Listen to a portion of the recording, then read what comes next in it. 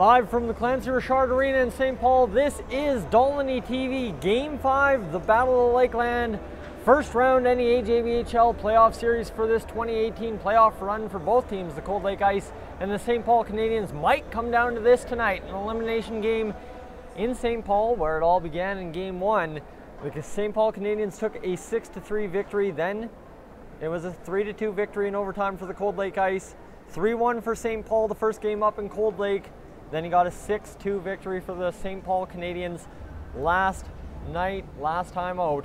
And now that gives St. Paul 3 victories on the ledger, 1 to Cold Lake. Game 5 becomes that all-crucial elimination game with Cold Lake. As it was put to me in the pregame before arriving to the rink, it's do or die and you got nothing to lose for Cold Lake, so they're bound to come out with the exact same pressure they did last night in that third period. You saw it live. That first 7 minutes of the third period belonged to Cold Lake, and then St. Paul just kind of was able to take over control the rest of the way on some penalty trouble and put it to bed. In net tonight, it looks like they'll go right back to their main man, will the Cold Lake Ice. Nelson Sheeler in net for the 5th straight game. All credit to Matt Henwood last night in Game 5 for the Cold Lake Ice. He came in, same thing he did in Game 1, didn't allow a single goal in that third period. He's now got 2 periods in relief, scoreless in this series. So Matt Henwood doing steady Eddie back there on the bench when it comes to getting called in the net for the Cold Lake Ice, should the main guy, Nelson Sheeler, falter. In goal for the St. Paul Canadiens tonight, it appears it will be Devin Allen. Devin Allen, of course, stole the show in Game 2. After Michael Davis was able to take home the Game 1 victory. Allen loses it in overtime on a half clapper from about the high circle right side from Evan Feehan of the Cold Lake Ice, and that's what sealed Game 2. But tonight, like I said, it's any man's game depending on who comes out and how they come out in this one. It'll get loud here in a second. Come over to the ice.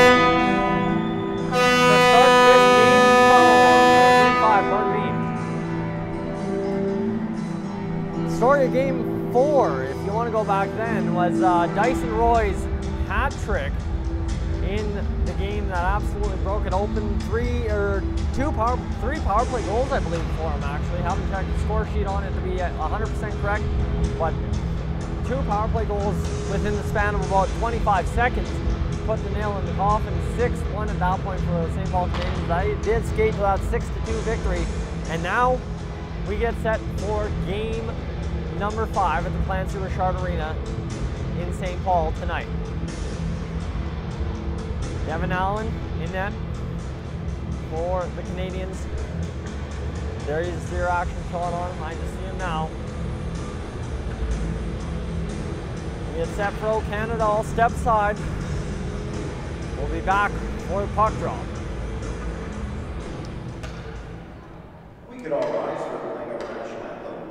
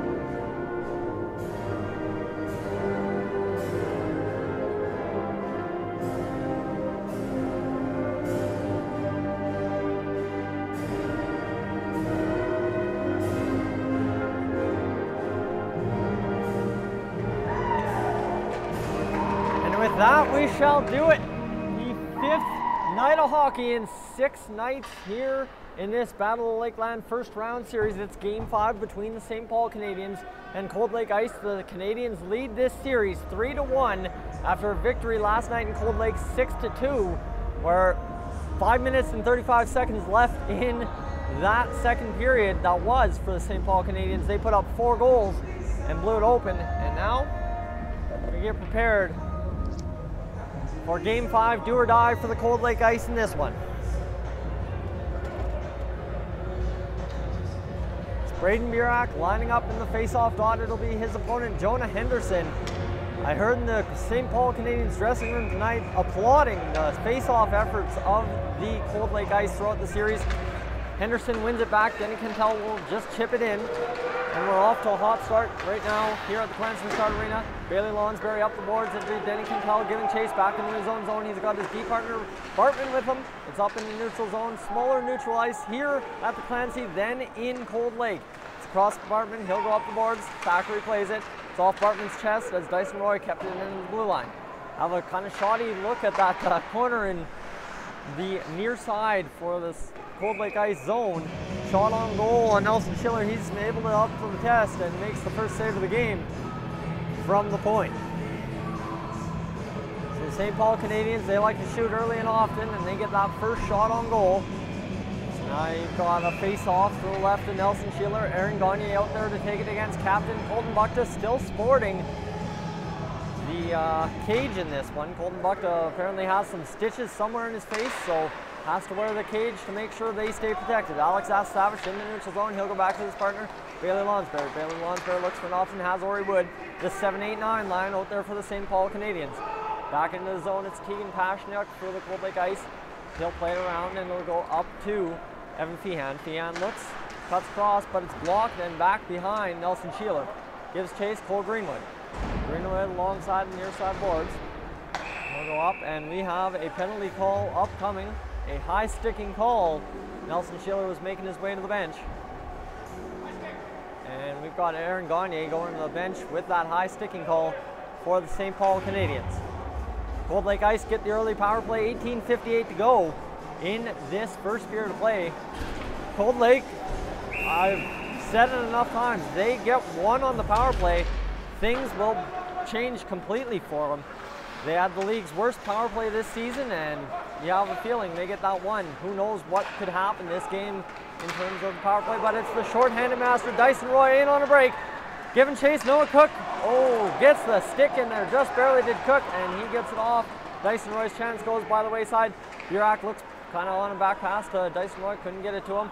And the Cold Lake Ice have it before the breakout. Noah Cook up through, and he'll get it to Colton Buckta. Buckta's got a shot on net, and it's off the stick of Devin Allen into the corner, and Noah Cook retrieves it for the Cold Lake Ice.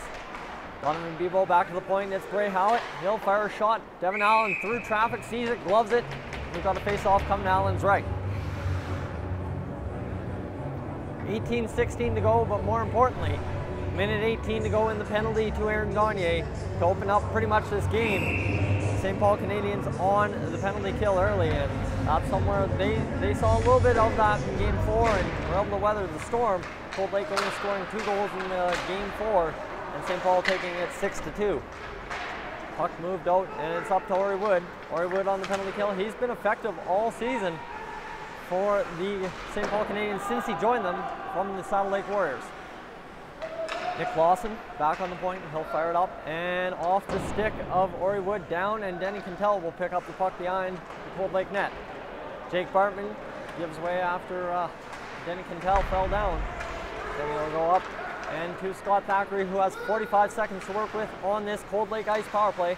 He'll go in behind Allen, looking for an option. He's got it in Bartman at the point. Bartman back down to Thackeray. He'll chip it down to Henderson. Henderson quick passes right back to the point, but it's picked off by Zach Bendel, who has a miscommunication with Ori Wood, and the puck will go all the way down to Sheeler. Sheeler up to Kuflick. Kuflick, who had a very strong game, 2 points in last night's game for the Cold Lake Ice. His line was effective, the line of Thackeray and Henderson, and Kuflick, of course. Now Thackeray across the blue line. He's going to drive in on net, and Kuflick unable to stuff it in on the second chance. It's into the corner where Kuflick comes up with it. He'll go back to the point. Fired in on net. Now it'll miss wide off the stick of Henderson. Keegan Pashniuk keeps it in. He'll go to Kuflick. And off the stick of Henderson once again. Pashniuk looking. He'll deep dodge 2 guys. And get it down into the St. Paul near side corner, where it fumbles off his stick, and Kyle Crawford's got a chance to get it out, but he takes contact and stays in momentarily. And again it stays in on a good glove effort by Keegan Pashniuk at the line. Easy play for Cole McIsaac to get it up higher in the zone, but that's not enough to get it out. And the Cold Lake Ice keeping the St. Paul Canadiens hemmed in following the penalty. And Bray Howitt will retreat into his own zone. Finally, the St. Paul Canadiens got it out. Jean-Guy Beauvert, he's got jets, he gets it going. Shane Whitney loses sight of the puck and sees it go all the way past him. Braden Burak picks it up, absolutely flattened by number 7 of the Cold Lake Ice, Austin Power. Puck kind of just sits in the slot, batted out into the neutral. There's Noah Cook. Noah Cook, of course, seeing a lot more ice time in Game 4 and Game 5 than he did in Game 3. And for good reason. He's been effective for the Cold Lake Ice as an affiliate in this series. Zach Bendel chips it into the Cold Lake zone. Nelson Schiller, he's been active. He's been out of his net a couple of times this game already. Almost cost him there on the shot from Burak. But he just waited him in that butterfly. Puck's in the near side corner in the Cold Lake zone. Rimmed around. Bailey Lonsberry at the point. He'll fire it in right on the chest of Nelson Schiller. Another save for Schiller. That's 4 now in this early going. 15:32 to go in this first period of play. Here in Game 5 of the Battle of Lakeland between the Cold Lake Ice and the St. Paul Canadiens. The Canadiens lead this series 3-1. Burak, Bendel, and Roy out there for the Cold Lake Ice. It's Rockhoff, Landry, and it appears Bryce Schultheis on the wing as well. Landry almost frees it off the stick of Bailey Lonsberry in the neutral, but it's back to Jared Mallow in his own zone for the Canadiens. They'll look for the option. He's got it in Bailey Lonsberry. Up the boards. Bryce Schultheis able to keep it hemmed in. Lonsberry over to Mallow. Mallow works it out and up to Burak.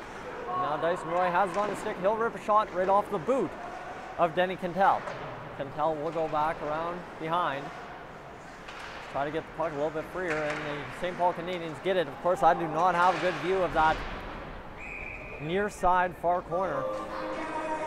And that will cost me, at times tonight, it already cost the camera guy in what would have been Game 2 here at the Clancy Richard Arena. We missed a beautiful developing play that just ended up in the slot, and Denny Cantel was able to rip it home. That's about all you saw at home, and it's pretty much what you can expect tonight, just due to the angles here at the Clancy. Colton Buckta against Aaron Garnier in the face-off dot. Donovan Bebo able to work it out. It'll be Evan Feehan taking it in the zone. He'll dump it in the near side corner. And Alex Savage retrieves it for the St. Paul Canadiens. It hops over Tyrell Bork's stick. Evan Feehan now not able to get it going, but he'll get it back. Feehan on to Buckta's stick. Buckta will fire it off the pads of Devin Allen. Look to have a little bit of daylight. Can get it through. Tegan Pasternak fires it right at Buckta. That's about 10 feet to the left of the net. Tegan Pasternak again. That time they get the tip down, but it continues to go wide. Tyrell Bork, quick out. And Ori Wood not skating hard enough to get there, but it gets down the ice. Cole Greenwood gives chase against Aaron Garnier. Garnier couldn't win that battle. Donovan Bebo out skates. Alex Savage, he'll fire a shot off the post. And Donovan Bebo came within inches. He beat Allen clean, but could not beat the pipes to get this to an opening score of 1-0. Allen will freeze the puck and thank his post, hopefully, as Donovan Bebo and Alex Savage get a little bit tangled up. And I'm just excited to see if Allen will tap the post in recognition of that break he got there on what would have been the 7th shot of the game for the Cold Lake Ice. 13:48 to go in this first period. Jonah Henderson skating around waiting for this face-off against Sean Green. He's got Nick Tucker and Tanner Carr on his wings, 2 defensemen on the 4th line for the St. Paul Canadiens. In this one, of course, Tanner Carr back from serving a 2-game suspension for his fight against Ethan LaRock. Spark plug for the Cold Lake Ice, or for the St. Paul Canadiens in Game 2 was Tanner Carr. A little worse for wear after that fight. He's sporting a nice little shiner on his forehead. Carr, tough battler, he's back out there for Game 5, wanting to help his team bring home the victory and a series win. Cole McIsaac works it from behind his own net up to the affiliate Tucker. Tucker's able to jam it, and Sean Green's going to go for a skate against Noah Cook. Green will fire it, it's up off and into the rafters here at the Clancy Richard Arena. 6-3, the shot department in favor of the Cold Lake Ice, 13:07 to go. So far a scoreless game. Both goaltenders doing exactly what you expect out of them. Nelson Schiller having a bounce back game, and Devin Allen getting some luck, having a good night in net, already facing 6 shots in 7 minutes. Face-off one back. Peter Blomberg couldn't get it across to his other winger, Corey Potter. Or Cameron Potter. Corey Potter. I knew I was going to do that at some point in this series. Puck hits Burak's glove. Burak's on the bench. So you better believe that's going to be a whistle. And we'll have a little bit of a stoppage in play here. 12:56 to go. And at least not as many whistles as we had in Game 2 in the opening period. There was an icing every 40 seconds, it seemed, in that Game 2 where the Cold Lake Ice took a 3-2 victory in overtime. Nelson Sheeler once again out behind his net. He really likes to go back there and slow the pace of play down. If he can touch that puck, he's more engaged. Devin Allen sees it go off just barely the back of the net, and it gets called for an icing. Difficult play for a goalie on that one where it's kind of tailing in on you on the curl, but he was able to watch it perfectly for that icing. It's on to the right of Nelson Sheeler for the face-off. St. Paul Canadiens send out the big guns. Zach Bendel, Braden Burak, and Dyson Roy out there for the Canadiens. Jared Mallow and Nick Clausen, the deter. And head coach Joe Young has nothing but positive things to say at all times about the D pairing of Nicholas Clausen and Jared Mallow. That one offside. Dyson Roy takes a bump. And that's a quick whistle to make sure nothing develops there between Denny Cantel and Dyson Roy. 12:27 to go. Now we're starting to see a couple more whistles, slowing down the pace of play. On the first period, 5 games in 6 nights, maybe that's not the worst thing for these boys. Burak against Jean-Guy Beauvert. This is probably the best face-off match you can have in the entire series. Beauvert wins it clean.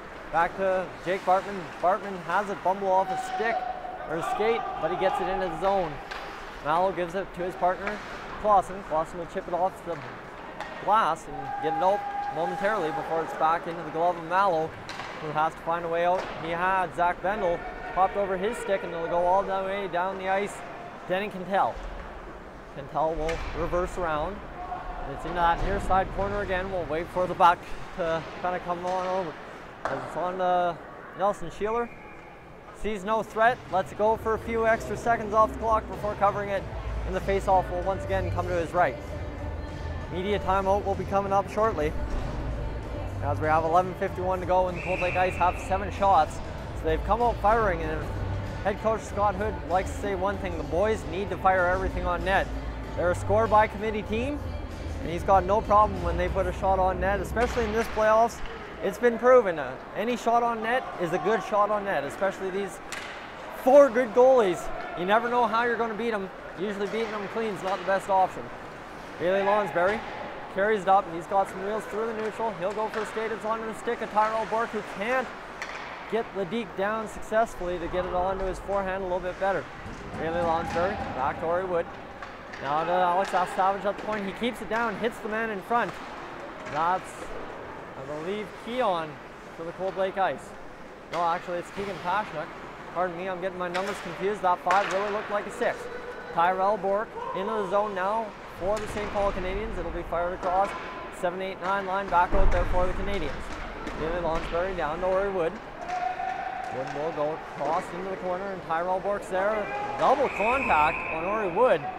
Brandon Brockhoff gave him a ride, then Connor Landry dumped him the rest of the way. And refs are going to have to confer if they've got the same call here, or they're going to give it 2 ways. I imagine only 1 call is going to come out of this play. Either way, we got 10:57 to go. It'll be an interference call. Connor Landry going to the box. Landry, who was a scratch in Game 3 back at home in Cold Lake, came back Game 4, had an effective game, able to contribute on the 4th line, added a little bit of energy for the Cold Lake Ice, and that's what they ask out of their 4th line, is bring that pace and bring a little bit of excitement to the game. Connor Landry always plays with a chip on his shoulder, and that sometimes will cost you an extra trip to the box. Canadiens work the power play, shot off the glove of Sheeler, up over top of the net, and back into that zone I can't see. Alex Savage versus Zach Bendel. They've got him right where they want him if they've got Bendel and Savage on the right side. Play down, and Savage come in and look to jam that puck free, but the Cold Lake Ice able to get it out, and the Canadiens retreat just barely into their own zone before getting it back out in the neutral. It'll be Zach Bendel. He'll go for a little bit of skate. He dodges 3 defenders and goes and sets right back up with Ass Savage. What's new? Ass Savage looks right back to Bendel. You got 3 other guys on the ice, but these 2 do most of the passing on the power play. 3 other guys are lethal shooters. Bailey Lonsberry, a good power play defenseman, that's for sure. Dyson Roy just gets essentially pushed down to the ice after holding on to it too long behind the net for that defenseman for Cold Lake's liking. Dyson Roy back behind the net. He's waiting it out. Brayden Burak fires a shot. It goes wide on the near side. And Alex Ass Savage keeps it in the line for a moment before that penalty killing from Jean-Guy Beaubert gets it out. Bailey Lonsberry turns it back. It'll be Ass Savage leading a bit of the charge with Bailey Lonsberry. Nobody really back other than Burak. Now Zach Bendel will skate into the zone. He's got Ass Savage on the very near side, but content to fire it around, and of course he'll find Dyson Roy there. Dyson Roy, a very instinctual power play forward. We've got 18 seconds in the power play for St. Paul Canadiens, and face-off coming to the left of Nelson Sheeler. I made the mistake of forgetting a water bottle. Starting to run on fumes here already, only halfway through this first period of play at the Clancy Richard Arena, Game 5 between the St. Paul Canadiens and Cold Lake Ice. Played back, McIsaac out there on the power play now for the Canadiens. He'll tip it down straight onto the stick of Jake Bartman, who fires it all the way down to Devin Allen. Devin Allen's able to put it just back for Jared Mallow. Mallow will carry the puck there and look for an option. And the puck goes up the ice. It's Ori Wood, fires a shot straight on Nelson Sheeler's pads. And the power play has now expired, 8:48 to go. And there's the whistle that I was looking for. We'll have the media timeout, 8:48 to go in this first period. I've broken records sometimes, but finally got it. And the teams can have a breather, and I'm going to take a few more elongated breaths as the shots are 7-5 for the Cold Lake Ice at what is the unofficial halfway point of the first period.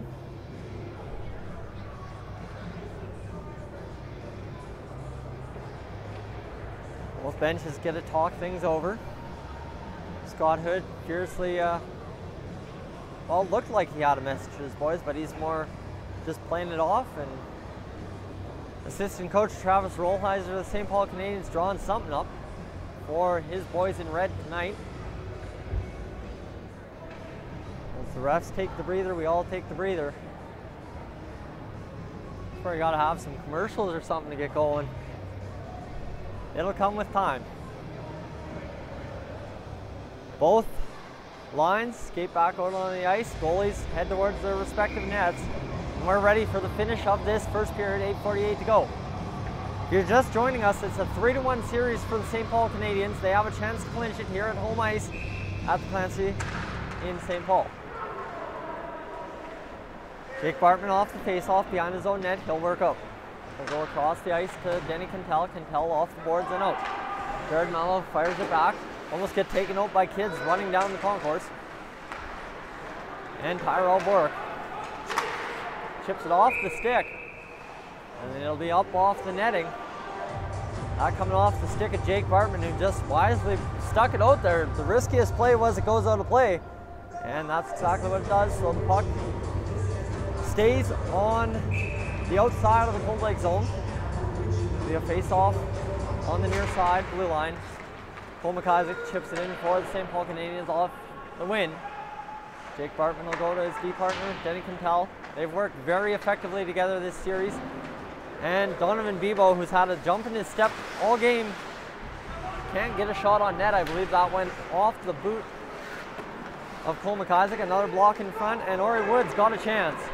He's got Jake Bartman back. He'll clap it. No second thought there. And he takes rough contact from Bartman, but a save for Sheeler. And the shots get a little bit tighter. 9-6 the shots between the Cold Lake Ice and the St. Paul Canadiens. 9 for the Cold Lake Ice. Now you get to see it. The Henderson line with Kuflick and Thackeray out there for the Cold Lake Ice against the Potter, Crawford, and Blomberg line for the St. Paul Canadiens. Henderson in his own zone, skating hard for it. He's got Thackeray and Kuflick following. Thackeray barely stays on side. He's able to get it back to Thackeray, but Peter Blomberg intercepts. Blomberg and Crawford up the ice for the Canadiens. They'll fire it, and that's Blomberg absolutely getting blown up. Blomberg always tries to level that hit, but he is the receiver on that end.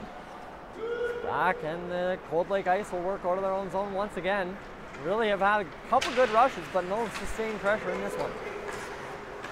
Stephen Kuflick can't get it past, and the St. Paul Canadiens fire it back, high stick, and they'll call that down. 7:14 to go in this first period between the Cold Lake Ice and St. Paul Canadiens. Of course, you're watching Dolynny TV, the official home to the Battle of Lakeland for this series in the first round 2018 NEAJBHL matchup, and it's been a good one. Noah Cook fires it. We'll go around the boards, and it is to Nicholas Clausen. Clausen will go to Crawford, and they've got a chance. Blomberg can get it out. He stumbles. Puck goes on net, but it goes wide, and Austin Power will pick it up. He takes a stick off the helmet from Cameron Potter. John Giebelver dances 2-3 men, gets it on net. Chance on net. Oh ho! What a save by Devin Allen. Down and out, off the pad and into the corner. Nick Clausen gets it. It's back onto the Cold Lake Ice stick. John Giebelver fires the puck on net. And that will be another great save for Devin Allen, who's now made 12, and we got a little bit of a conference around the net. 6:38 for the first period.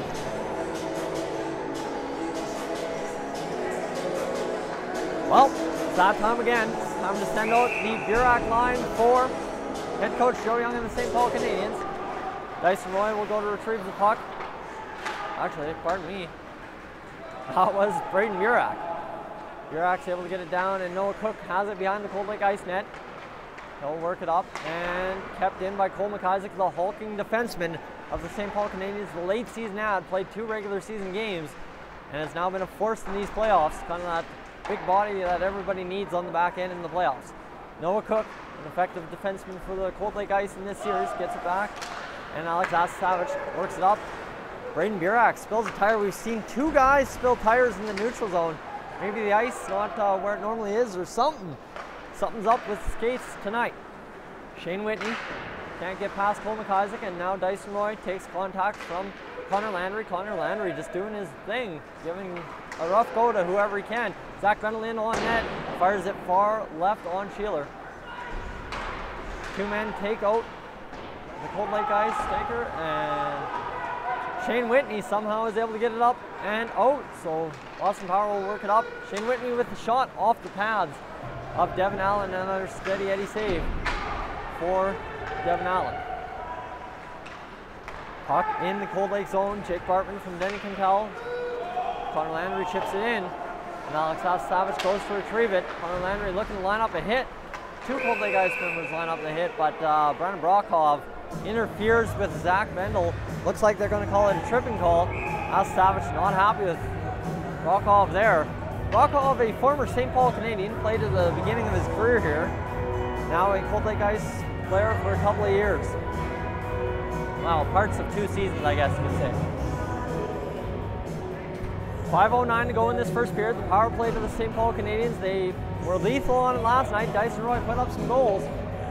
And what we can mention is if Dyson Roy is able to score here, he could tally his 100th goal overall in the NEAJBHL. That's regular season and playoffs combined after the 3-goal effort last night.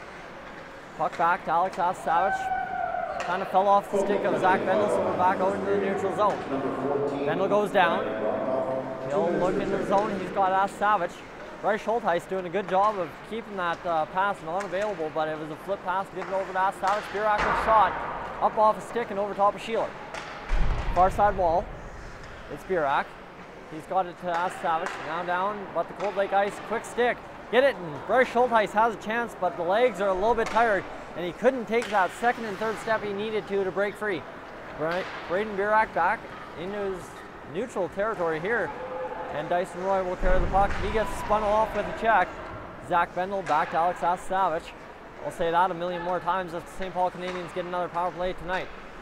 Alex Savage will fire this. Oh, he's going to hold it. I thought for sure he was firing that puck. He loves that top of the slot shot, but that time it doesn't pan out, and it's back to Devin Allen in the St. Paul Canadiens zone. As to Savage, picks it up there. 3:59 to go in this first period, and 46 seconds to go in the power play for the St. Paul Canadiens.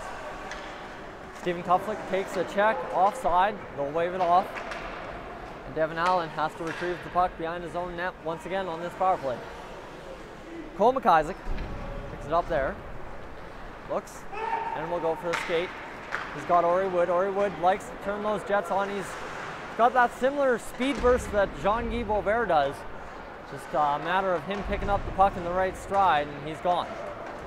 He'll work it alongside the end boards. And it'll be chipped out by the Cold Lake Ice. Effective penalty killing. The St. Paul Canadiens really unable to set up a full-on attack. And Jared Mallow will work it out. The penalty is set to expire right now to Brandon Brokoff. He'll go off for a change. Austin Power out for the Cold Lake Ice. Tyrell Bork loses the puck, and it's up to Jared Mallow. Also looking for it. We've got 2:58 to go in this first period. Shot on net, and Nelson Sheeler once again goes to tap somebody with a stick. He took a penalty for that in Game 4, and he took a swing there. A little bit of messing up with Aaron Gagne and Keegan Pashnuk.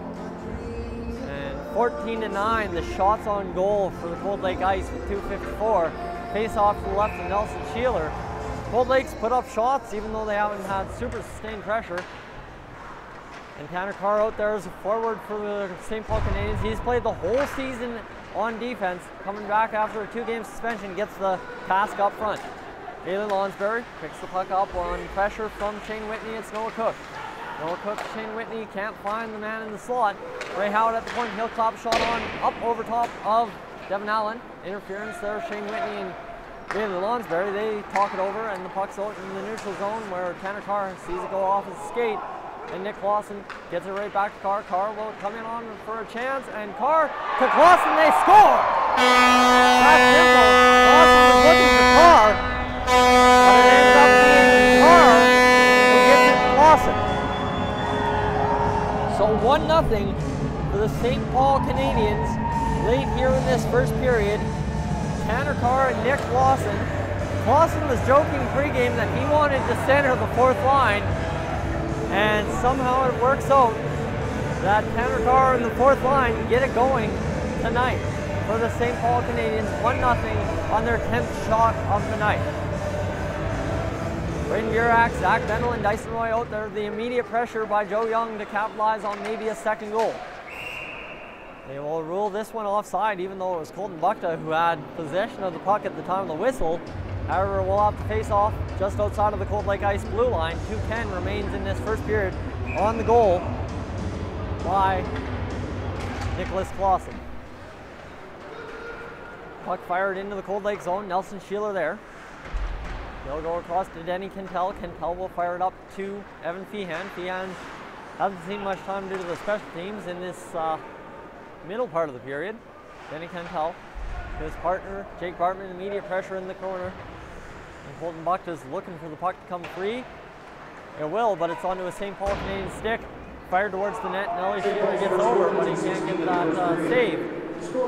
Puck up, it's a high stick, but right onto the stick of Colton Buckta, who fires it past the net, glove side on Devin Allen. Dyson Roy physically imposes his will on Jake Bartman. Now it's Roy over to Burak. Burak tripped up by Cantel, but that's going to be a clean little play.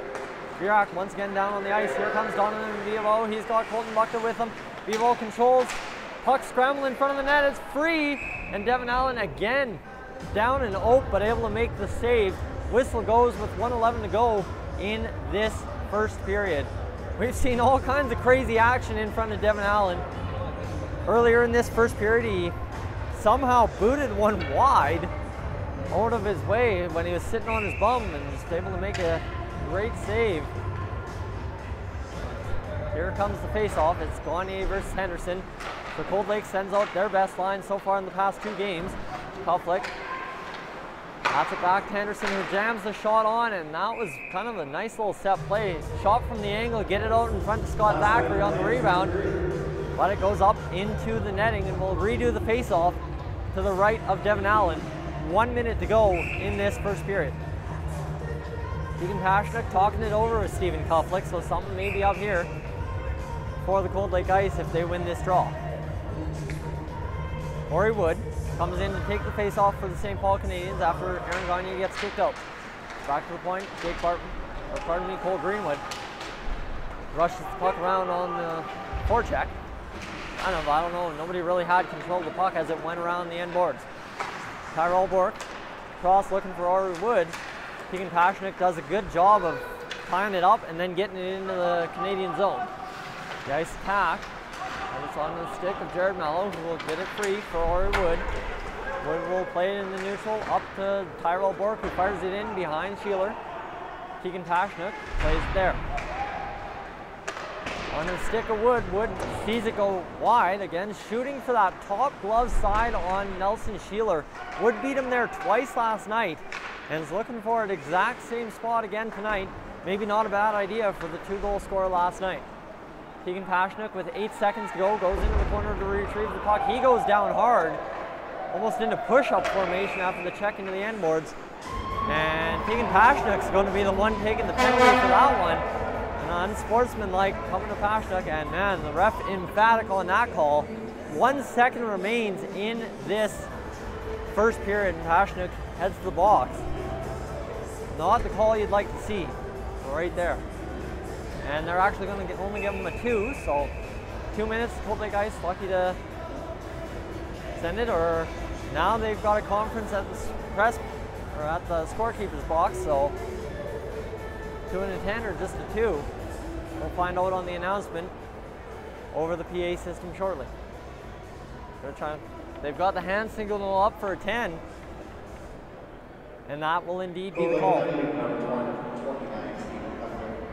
10 minutes, 1 second of the first period. Correction number 5, Keegan Pashnik. There's the correct call. It was given to Stephen Kuflick originally, but it was indeed, my eyes didn't deceive me, Keegan Pashnik, and they're going to call the period short with 0.1 second to go in this first period.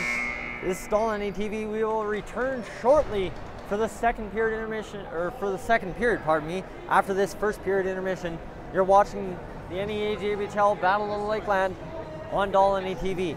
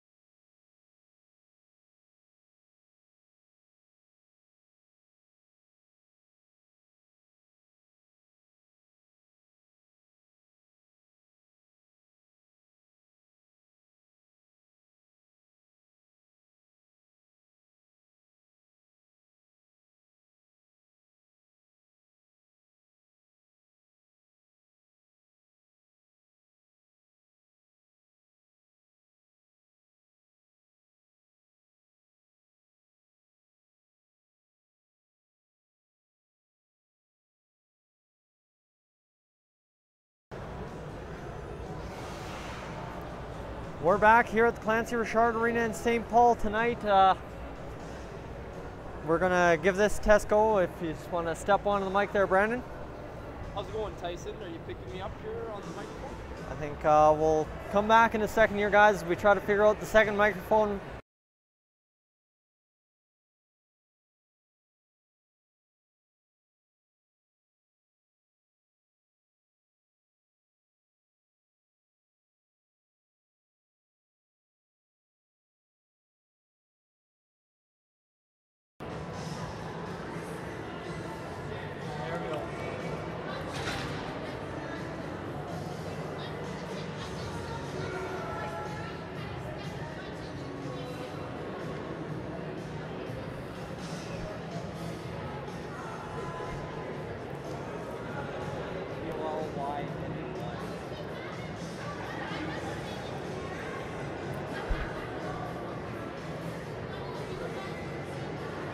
And there we go, we're back. We figured out hopefully the second mic. Brandon, if you want to give it another whirl, see if we can get it going. How are we doing, Tyson? Are we together here now? Hold on, we got peaks. A little high on the levels. There, I think you're going to be good if we get the game rolling along. Excellent, Tyson. Well, nice to join you up here today. Hopefully we can get 2 periods of color commentary for the Saints today. Just real quickly, we have Coach Rollheiser here. Quick intermission interview. Coach, what did you think about the first period? All in all, it wasn't bad. I don't think the first half went our way. Cold Lake definitely took it to us. I mean, if you look at the shot clock right now, it's 18-10 for the ice. So we gave up, way too many chances. And at the same time, we passed up on too many chances in the offensive end. We just got to hit the net. And I think it all starts with winning faceoffs. Cold Lake dominated us in the faceoff circle, so they have the puck, they have possession, and we're on our heels. So our centerman and then everybody else involved has to do a better job this 20. Excellent stuff, Coach. Well, I'll let you get back to the bench, but maybe we'll catch you in the second intermission. So here comes the Cold Lake Ice, 14 seconds to go before we see puck drop about a minute after the time expires. Yep. We'll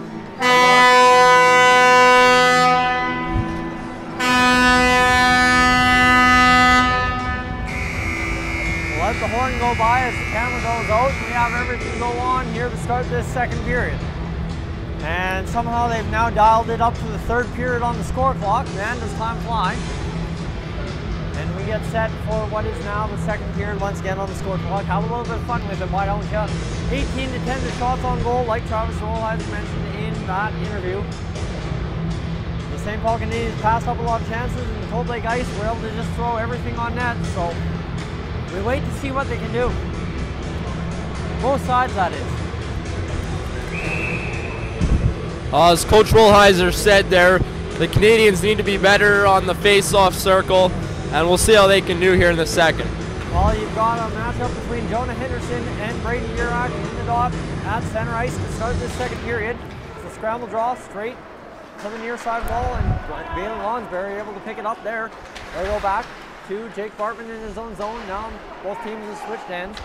Brady Burak off the blocker of Nelson Schiller. Schiller's had a very strong bounce back period in that first period, and now he's already starting it hot in the second period. 2 straight saves, one off the block and one off the glove. Face-off will come to the right of Schiller. The lines change for the Cold Lake Ice. They get Jean-Guy Beauvert, Shane Whitney, and it looks like Bray Howitt's now coming up to play forward once again. Beauvert is able to tie it up.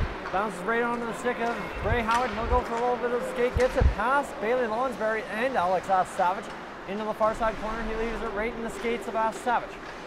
Bailey Lonsberry tentatively looking for it in the center of the ice, right in front of the net. He gets it, goes behind the net, avoids a check. It looks like somebody was targeting the upper body there. I don't want to exactly say the head, but they were trying to give him a rough go. Dump him in the ice. Zach Bendel has the puck now. Bendel will go up to Burak. Burak across Dyson Roy, and here is the top line for the St. Paul Canadiens. They'll go down, but a quick stick by Austin Power picks off the pass. Now Jean-Guy Beauvert up with numbers, but again, Alex Savage able to stop that at his own blue line. Austin Power fights off Dyson Roy, makes the St. Paul Canadiens retreat. And again, another St. Paul Canadian, that's Braden Burak for the second time tonight, clubbing out on his skates all on his own. No assisted aid from the Cold Lake Ice on that one. something must be up with Burak skates. I mean, we have seen a couple of times this season with the St. Paul Canadiens where they have had troubles with their skate blades, whether it be a broken skate blade up in Fort St. John during practice one time or a broken blade during the middle of the season. Here's Dyson Roy in on net. Roy cannot get that one going. And Zach Bendel has it. He'll fire it, but it's chipped out by the Cold Lake Ice, and Aaron Gagne has to give chase in his own zone. Cole McIsaac there with the puck. Sorry, Wood up, so 2/3 of the good chance by Donovan Bebo. I didn't see where the puck was coming over the corner, and then all of a sudden on the stick of Bebo. 2/3 of that 7-8-9 line out there. Zach Bendel trapped right now. Easy save, and Devin Allen 2 straight off the stick of Cole Greenwood. And Zach Bendel's going to try and just get it out, and now he's going to be forced to go with a little bit of a skate. And he'll go across and checked by Colton Bucka. Rory Wood fires the shot. Nelson Schiller kicks it back into his glove. 12 shots on net for the St. Paul Canadiens, for the Cold Lake Ice's 19.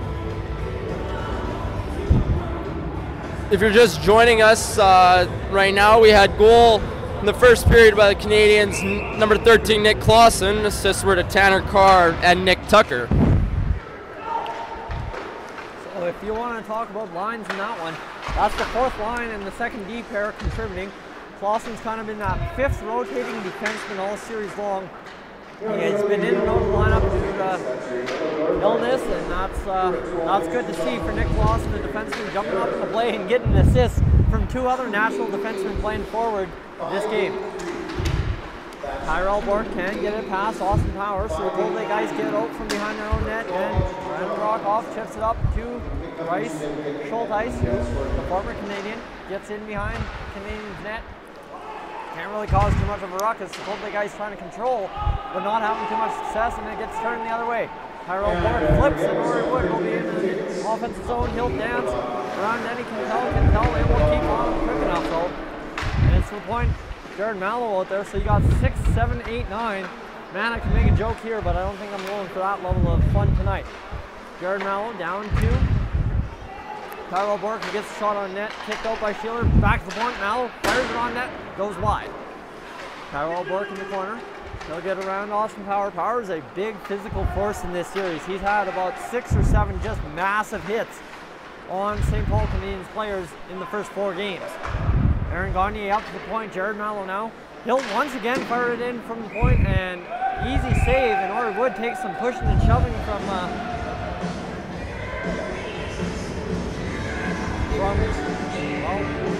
sorry, a camera fell asleep there for a second and threw me off. We'll retreat. It'll all be good as we have 16-11 to go in this first period. I really can't figure out the sleep function on that camera for some reason. It's been troublesome throughout these past 2 games, but hey, we'll make do as Kyle Crawford comes in to take the face off. Peter Blomberg gives chase. Baylor Lonsberg, both of them couldn't keep it in. Cole McIsaac has to try and work it out of his own zone. Noah Cook keeps it in for the Cold Lake Ice. Cook will fire fan on a shot. Ray Howitt this time keeps it in for the Cold Lake Ice at the blue line. And Howitt will just chip it in right into the glove of Lonsberry, who looks for it, gets it across to Kyle Crawford. Off Crawford's stick on Lonsberry's stick. And now Noah Cook controls in the neutral zone. Ray Howitt will go back up to Scott Thackeray. And you've got that quote-unquote what I would call the past 2 games, the top line out of the Cold Lake Ice, but the Donovan Bebo Colton Bucka line has been equally as dangerous tonight. Canadians, all they do there is direct the puck really on net. Cameron Potter gets it going, and Kyle Crawford and Ray Howitt now talking things over. You talk about the 4th line getting the goal for the Canadiens tonight, Tyson. Talking to the coaching staff before the game, they were really looking forward to putting these defensemen out there together and to see what could happen. They got to be pleased with the goal. Jean-Guy Beauvert loses a rare face-off in this playoff series. I mean, who better to lose it to than Braden Burak, the next best face-off man in this series. Jean-Guy Beauvert got a lot of credit tonight on my end, hearing things in the St. Paul Canadiens dressing room as one of the strongest face-off men, no matter which zone, no matter who he's up against in the league. Puck in the Canadian zone. Cold Lake Ice trying to find control. They've had a lot of shots, but not a lot of control. They've had about 3 or 4 good zone times, and that's about it through a period in 5 minutes. Jack Bendel in on the net. He'll fire a shot off the chest blocker area of Nelson Chiller and it's out to neutral ice where, okay, now it's not just the St. Paul Canadiens. Evan Feehan blows the tire in on net. Shane Whitney absolutely robbed by the pad of Devin Allen. And you've now got the puck just kind of bobbling around inside the Canadian zone. Puck going, and we will have it a puck upload to play.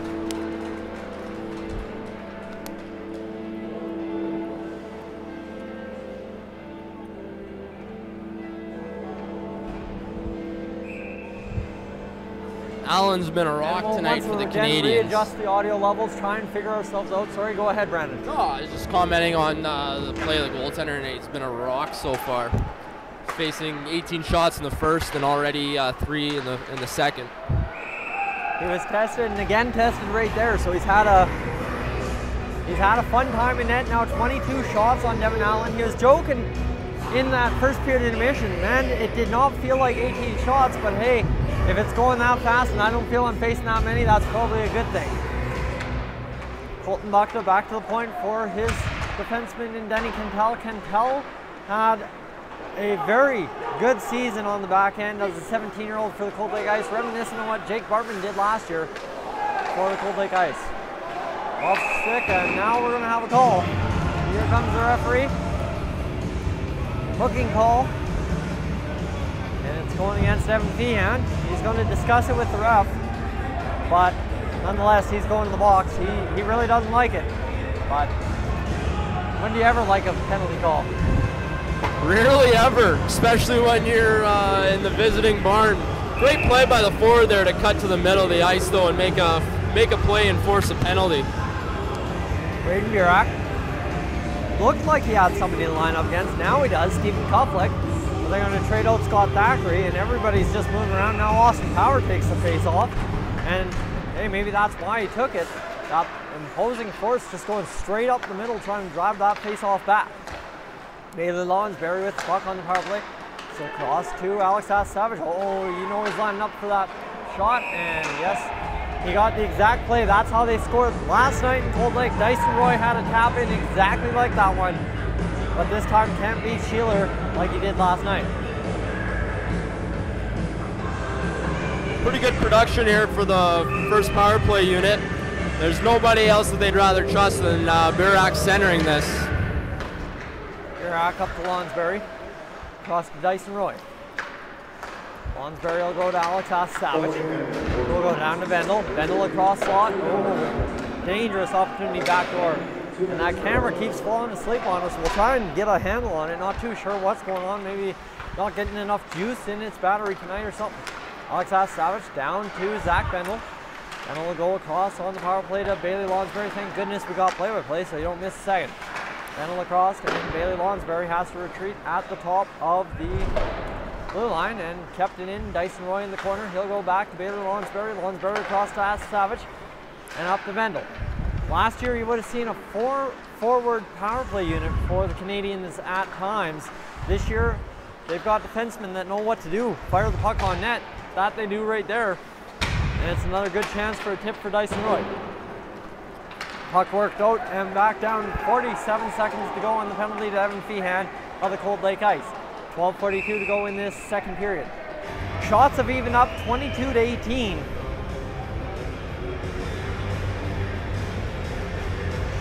Talk about the defense core this year for the Canadiens. That was a big emphasis coming into training camp. I know for the coaching staff was to bring in a group that could get the job done on the back end. Well, here's a face-off loss in the St. Paul Canadian zone. The Ice get the shot on net. It goes back behind the net. Alex Savage battling Jean-Guy Beauvais in the corner. We work to the other corner where now Bryce Schultheis gets his chance to battle.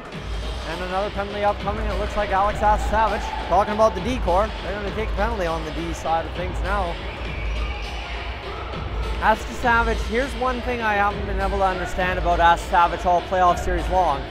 He's pronounced early on in the season by head coach Joe Young the best defenseman. I don't even have to say defense because he's pretty damn good offensively too. But he hasn't been as targeted as one might have thought coming into this series. It's really been Brandon Wozniak was the big target for the Cold Lake Ice early in this series. Now Wozniak not on the ice tonight for the Canadiens. Puck played down, and Jake Bartman will go in, or he would, in there to battle against Bartman. He chips it free, but right on the stick of Jean-Guy Beauvert, who works it out. And we've got about 4 seconds left for 4-on-4. Puck onto the stick of Colton Kazak behind his own net. Kazak will work it out, and it's up to Jared Mello. Mello fires it down. And again, fired in. And the St. Paul Canadiens are on the penalty kill. We've got, what, about 1:20 left in this penalty kill. Evan Feehan half claps it. Now, this is the thing. Evan Feehan had an absolute glorious chance to score in overtime. He took that half clap. It squeaked through Devin Allen, and that was the 3-2 goal. Not a bad idea to go right back to it for Evan Feehan. He's tried it several times this series on Michael Davis. Hasn't beat him, but he has beat Devin Allen. Allen in net tonight for the second time. Why not test him? Here's Feehan. He jams away twice. Can't solve Devin Allen. So Evan Feehan maybe starting to heat up. 3 shots in the span of 20 seconds. Really getting his stick active in this shift.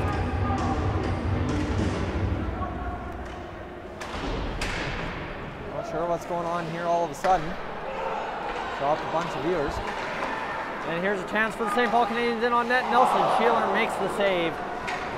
Zach Bendel denied shorthanded. We'll see the Canadiens get it back into the Cold Lake Ice zone. Goes around in the Cold Lake Ice, battling it, trying to get it out of their own zone. It's back to the point. Bailey Lonsberry keeps it in for the Canadiens. Lonsberry down. It's Zach Bendel. Oh, Boston Power absolutely jams Zach Bendel into the end boards. Kind of an awkward play for Bendel. He had his back turned, but still the contact comes and crumples him into the boards. I think a no-doubter there, Tyson. The numbers were turned, and he drove him into the end boards. Austin Power can't really fault him. I mean, Austin Power basically just turned around and threw the hit. It's just a matter of where the play is, but he will take the penalty. So either way, the punishment is served. And 11:04 remains in this second period. 38 seconds in the penalty to Alex Astavis. So we've now played a good chunk, either shorthanded for one team, power play for the other, or on 4-on-4 in this last about 3 minutes of time on the board. Noah Cook will move up the puck into the offensive zone. That kid has only gotten better at skating as the seasons have gone along. He got in the lineup last year, looked really promising, and this year, now seeing him 3 times in the playoffs, he's looked very, very sharp, edgewise out there, and making the right plays at the right time. Here comes the shot in, and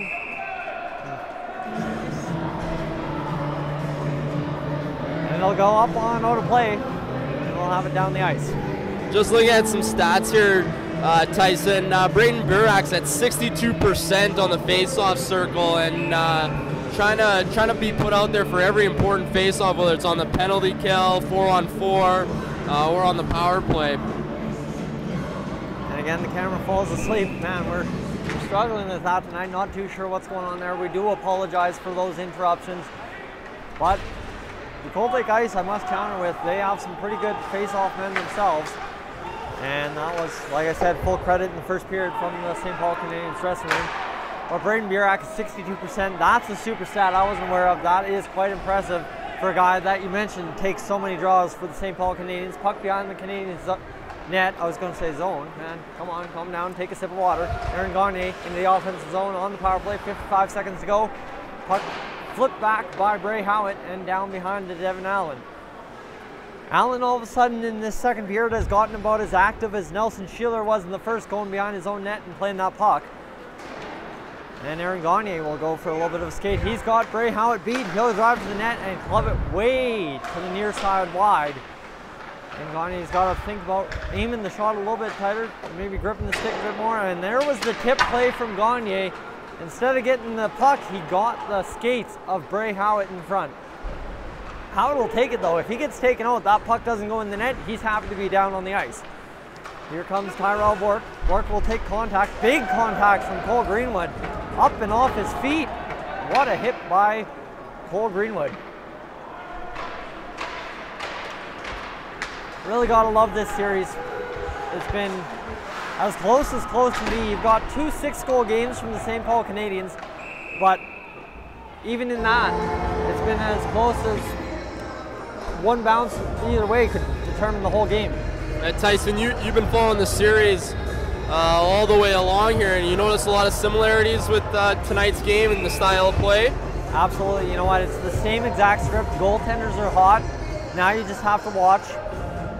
If one goal goes up on the board, you got to watch the next 3 minutes after. If all of a sudden a second goal goes up, a third one's more likely to go up. It's just a matter of what's going to take place when that first goal happens. Of course, good on Nelson Sheeler to bounce back after letting in the 1 goal, and he's now stopped 20 shots overall in the game, and that's huge for Sheeler, who was shelled for 6 in 2 periods last night. Media timeout. We'll take a second to breathe. Let us collect our thoughts. Not sure what's going on with the stream here tonight. It seemed to be dipping in and out. Not too sure. Those are odd numbers. If you're experiencing trouble back home watching the stream, please let us know in the chat. We'll be glad to correct whatever we can, as we're normally carrying people. But hey, you know what? Streaming is a weird platform, that's for sure. You never know what's going to go on. But I know one thing that's going on for sure. We've got another great game, like you mentioned, here at the Canadiens Arena, following up a Game 4 win for the St. Paul Canadiens. It's an elimination game for the Cold Lake Ice, and they really haven't gone away. 26 shots on net. This is a similar script to Game 2, or was it Game 1? I believe maybe Game 1. I want to say Game 1. If I'm a gambling man, I'll say Game 1. Well, you got to expect that Cold Lake, with their backs against the wall, that they're going to come out and play a tight checking game, and that they're going to try to make it as close as they can. Hopefully they can pull out a win here and force a Game 6. Well, here's Jonah Henderson against a not so experienced centerman in Sean Green, centering the defensive line that is the 4th line this game. It's up across to Scott Thackeray. Thackeray will go in and cut in. He'll look for a shot. Can't get it even remotely close to the net on Devin Allen. And then the other shot from the other side goes up and over top of the net. So the Cold Lake Ice not able to buy a shot on goal in this offensive possession. However, the St. Paul Canadiens will work it to the blue line, not out though. And the Cold Lake Ice just continue to keep it in at the blue line just by a little bit of sheer determination. And it's the affiliate Nick Tucker. We haven't said his name much tonight, but I mean the 4th line has the goals. So you can say they haven't done much, but they have the only goal of this game. And that's the huge part for the St. Paul Canadiens right now. A 4th line kind of scrambled together at last second, has the only goal of the game. Cole McIsaac gives a rough ride to Stephen Kufflick. Kufflick coming off, as I mentioned, a 2-goal performance last night. Or, not 2-goal, pardon me, a goal and an assist for 2 points. Puck in the neutral zone. Bryce Schulteis leaves it there for Scott Thackeray, who rims around the boards to the man who took the last Cold Lake Ice penalty, Austin Power. Austin Power will go, battle it, and just battle his man off the puck until Bryce Schulteis can pick it up. Scott Thackeray, if he can get into gear and get it across slot, he's got Jonah Henderson.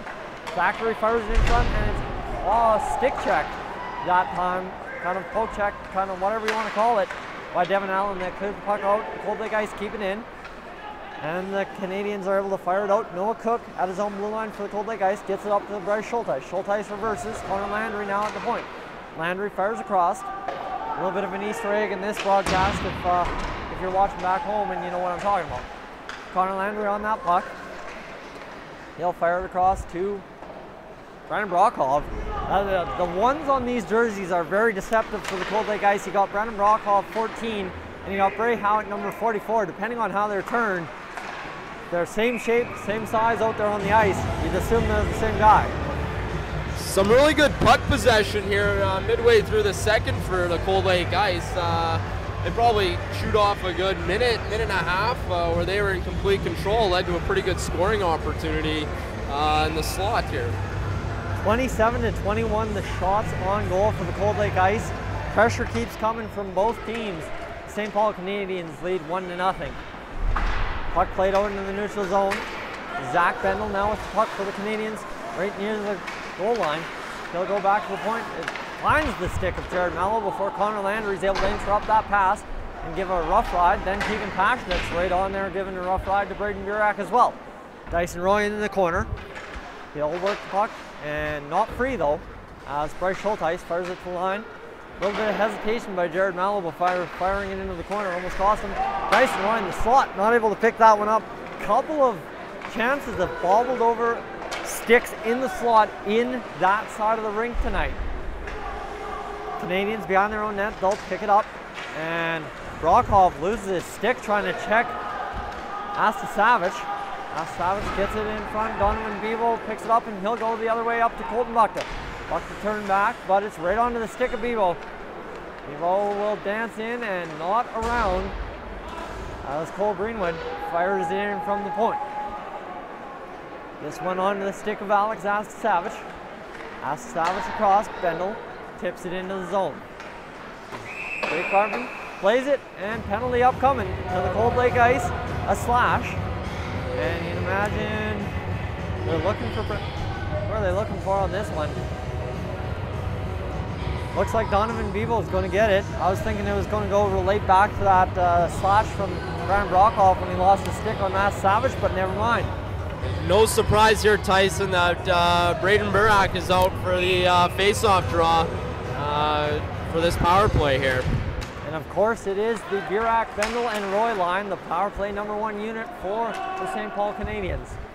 Alex Astasavich across to the other #1 unit on the back end there, the #1 D pairing for the Canadiens, Bailey Lonsberry and Alex Astasavich. Lonsberry, I mentioned in the previous broadcast, got the Coach's Award this year. The whole back end was awarded with a ton of awards at the banquet season's end. Zach Bendel gets it in, falls down, but does the job effectively to get it to his two other helpers up front, Burak and Roy. Roy will play it up, and up to Bailey Lonsberry at the point, who goes back around behind the net. That puck, not enough gusto to get to Zach Bendel. Lonsberry down, he'll go to Roy. Roy's got a thought, and Astasavich and Bendel haven't been able to play too much pitch and catch. It's been the left side of the ice doing all the work. Off the glove of Nelson Sheeler, right onto a Cold Lake ice stick. Fortunate as Burak was the wrong hand to jam that home. Bailey Lonsberry keeps it in at the point. Dyson Roy up to Jake Bartman. And Jean-Guy Boisvert did the job effectively, but somehow lost his stick. And Devin Allen had to come out of the net just to slow it down as much as he could to leave it there for Alex Astasavich. Astasavich, the smooth skating defenseman for the St. Paul Canadiens, will move it up.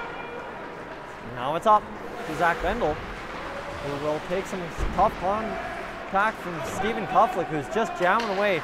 Kuflick's line hasn't been as exciting, and oh, what a save by Nelson Sheeler on the backdoor one-timer. An absolute blast. And we'll come back to Cold Lake's zone here on the right side of Nelson Sheeler. A little bit more. As Denny Kentel will fire it around. And Stephen Kuflick gives chase. Devin Allen out of his net. That's the beauty of the Junior B leagues. You don't have the trapezoids, so the goalies can get a lot more involved. And Devin Allen did there to slow down pace of play. It stays in the Canadian zone in the near side corner. Not really too sure what's going on down there. Camera can't get there, and we can't get there myself. The Canadiens work it out, however, and it will be to center ice. Tyrell Bork loses it. It's on the stick of Rory Wood, who fires it. That wasn't going glove side. That went blocker side this time, off the stick of Rory Wood on Nelson Sheeler. It's across, looking for that backdoor one-timer. Rory Wood jams it back to the point. Tipped down, wide of the net by Aaron Gagne. Now Scott Thackeray will fire it up.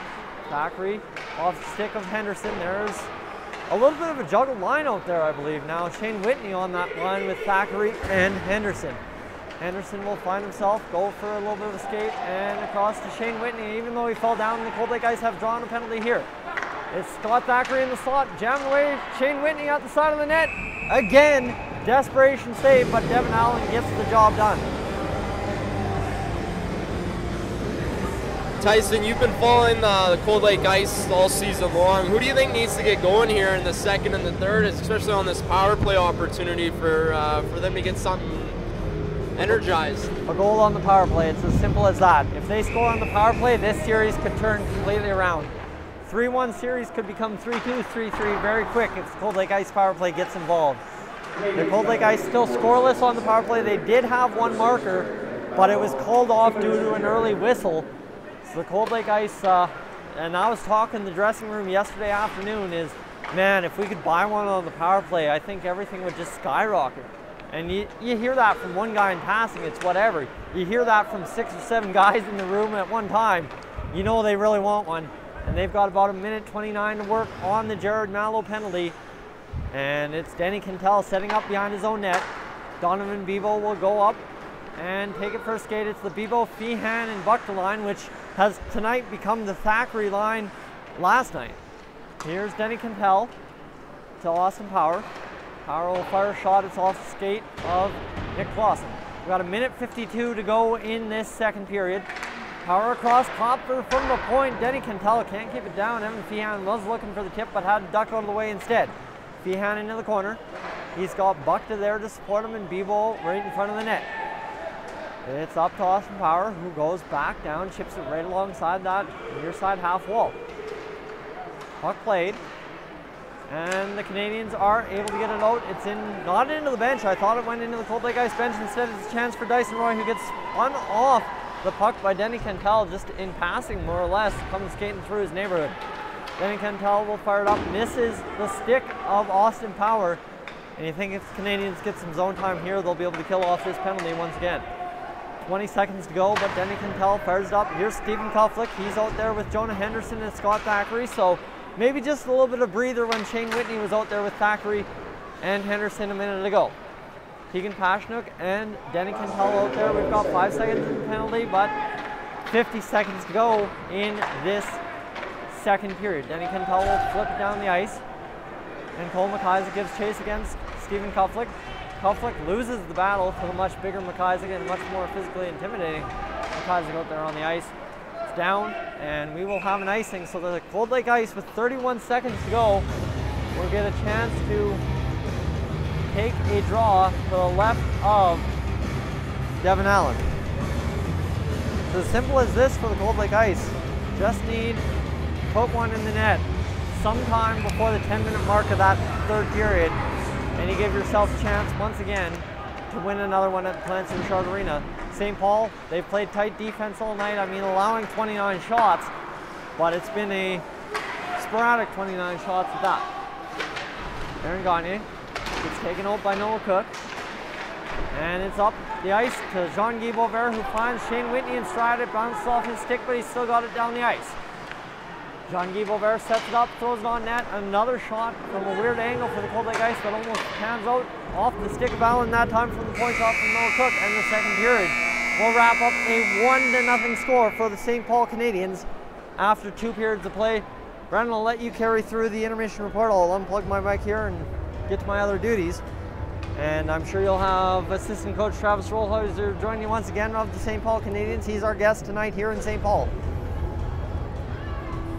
Thank you, Tyson. Yeah, both teams trading power play chances back and forth, but the Canadiens stand tall. Shots on goal, 30 for Cold Lake, 24 for the St. Paul Canadiens.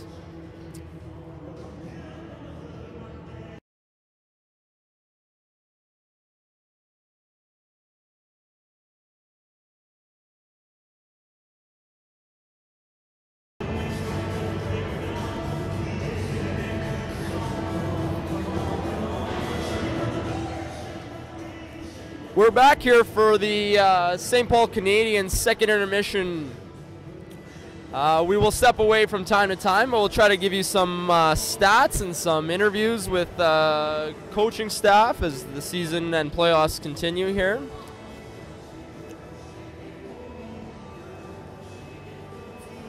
For the first time in St. Paul that we've been doing the color commentary as well with play-by-play, working out some of the technical kinks.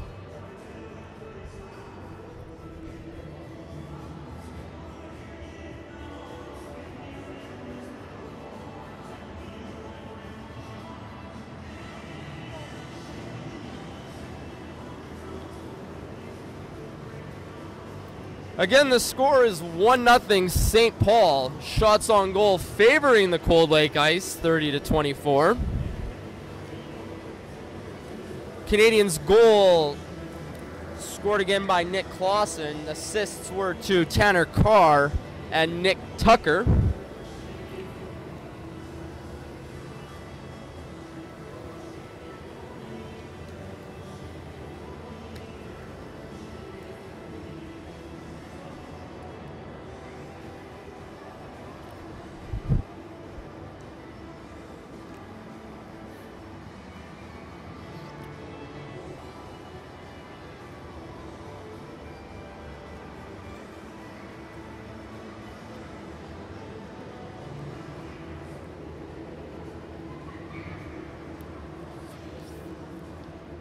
We're pleased to be joined once again in the second intermission by Coach Travis Rolheiser. Coach, what did you think of the second? Pretty same in terms of the score. How did you think your team played? I thought it was actually pretty similar to the first period in the fact that I thought the ice kind of controlled that period, other than the special teams. I mean, again, if you look at the shot clock there, I think 24 shots for us is actually kind of generous, to be honest. So I think that period again kind of belonged to Cold Lake, and I thought we were kind of fortunate to still hold on to that 1-goal lead.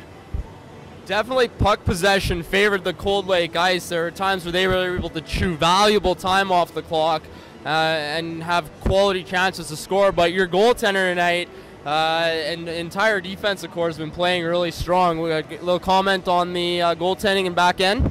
Well, actually, that's kind of been our strong suit all year is our goaltending, and knowing that we can kind of go back to Allen or Davis, and knowing that we're going to get a solid performance out of whoever you put back there. And I can't say enough about our defensemen. I mean, for the most part of the year, we've been playing with 4D, and they've just been warriors all year long. But I mean, you can't really single out one line or one forward or one defenseman tonight. I mean, we just all have to be collectively better as a group, and I'm hoping in the third period that we can kind of turn the ship around here, because the way Cold Lake's kind of dictating the pace, that they're probably bound to get a couple of bounces their way here.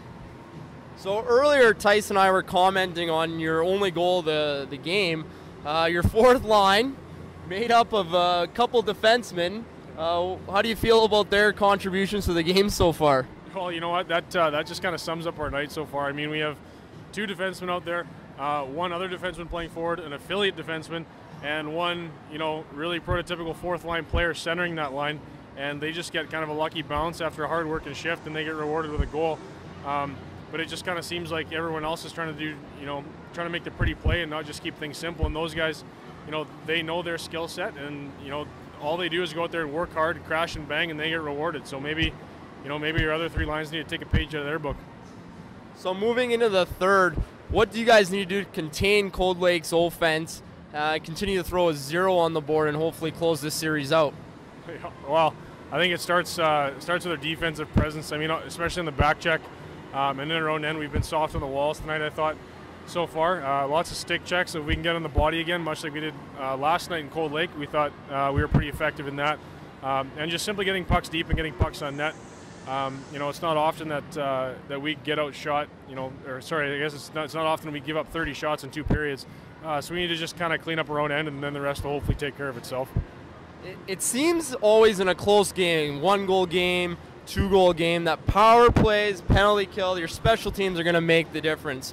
How are you guys going to stay out of the box to make sure that the Cold Lake power play doesn't make the difference in this game?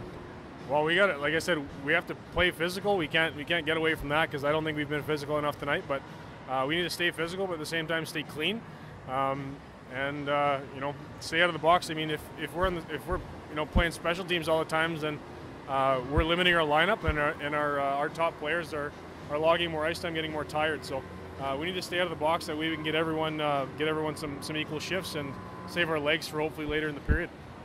I felt like Braden Burrock took a lot of face-offs for you now. He's at 62% over the course of the season. Do you expect him to be out there on most important draws, whether in the offensive zone or in the defensive zone? Yeah, him and Aaron Gagne have kind of been our go-to face-off guys throughout the year.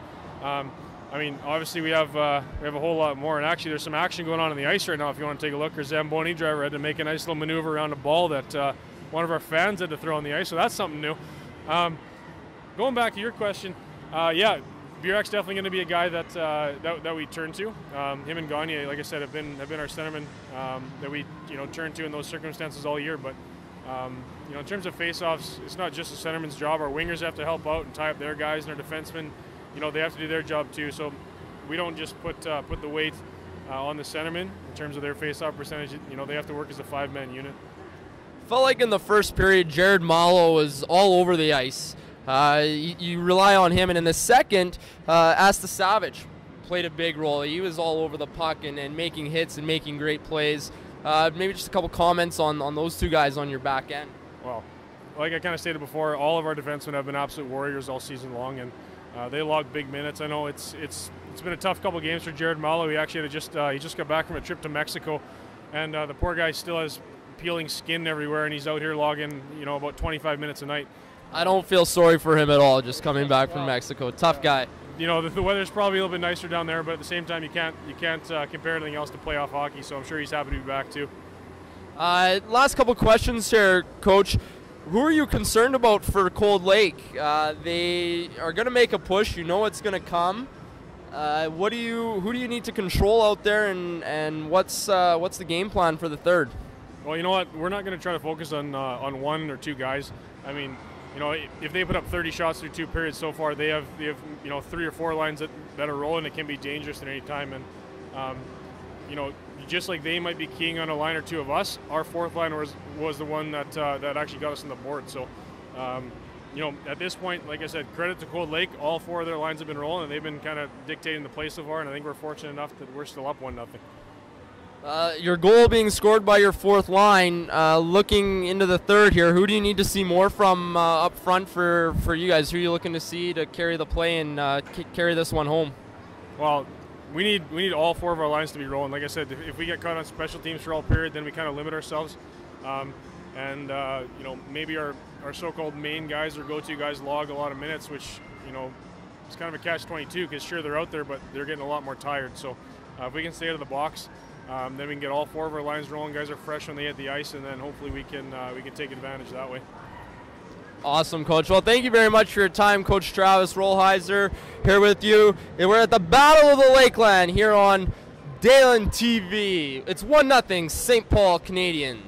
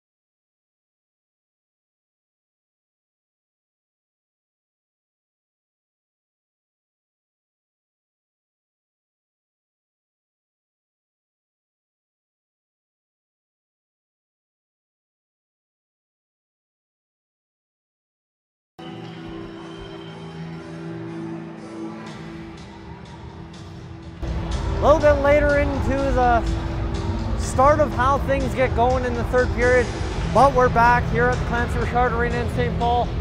You guys the face off at center ice. As here's how the script goes. You talk to the players on both sides in the intermission, and it is as simple as this. One bounce either way will determine how this series, how this game, how everything in this third period plays out. I think Coach Rolheiser said the exact same thing at intermission. It's really simple for the Canadiens. Get pucks deep, control the zone, stay out of the penalty box, and they're 20 minutes away from closing out the first round. Well, I'm glad to hear there was more than get pucks deep, the old hockey cliche, but hey, it will take pretty much exactly that for the Canadiens to solidify this victory. The Cold Lake Ice have pressured hard. 30-24 the shots in favor of the Cold Lake Ice after 2 periods of play. Bailey Lonsberry gives chase to the puck in his own zone. And we've got a little bit of fun to be had in this third period. 1-0 the score for the St. Paul Canadiens after 2 periods, 19:34 to go in this third and final, what could be final period of the Battle of Lakeland for 2018. Bray Howitt back with the puck in his own zone. He'll go behind the goaltender Nelson Sheeler. Looks for a play to develop, and maybe now he's got something before he turns it over. And Zach Bendel comes scooping in the puck, but Austin Power, the quick stick, once again this game, gets it up and gets it onto the stick. Fires a shot, does Jean-Guy Beauvert. It goes high riser over the top of the net. Shane Whitney will battle it down back to Beauvert. Beauvert able to get it out in front, and oh, what a chance for Bray Howitt. He could not cash it. Howitt once again will jam it towards the net. It goes off a stick, and well, back behind the net. The Cold Lake Ice have to keep it in at the blue line, but Zach Bendel has 3 men. If you want to include him, he goes to Burak. Burak will fire the shot, blocked by Danny Cantal. And the Cold Lake Ice by an opportunity there, somehow off the stick, and another great save by Nelson Sheeler. A toe save keeps it a 1-0 game. Sheeler getting a couple of weird bounces and a couple of good lucky chances off of just the perfect piece of equipment at the right time. Canadiens in their own zone will work out. It'll be up to Aaron Gagne. Gagne will chip it in and go in deep. Nelson Sheeler back behind his net to play it. Gagne got a bit, but not enough of it. And a big hit there, delivered by number 7, Ori Wood. It'll be a penalty upcoming. Nelson Sheeler wasted absolutely no time. That puck was 2 feet from his net, and he had already left the net just as the arm was going up. Jake Bartman behind now with 6 Cold Lake Ice attackers on the ice. Bartman with the puck. He's looking for something. They don't want to turn it over onto a Canadian stick, but that's exactly what they do. And we'll have a Cold Lake Ice power play upcoming with 17:43 to go in this third period.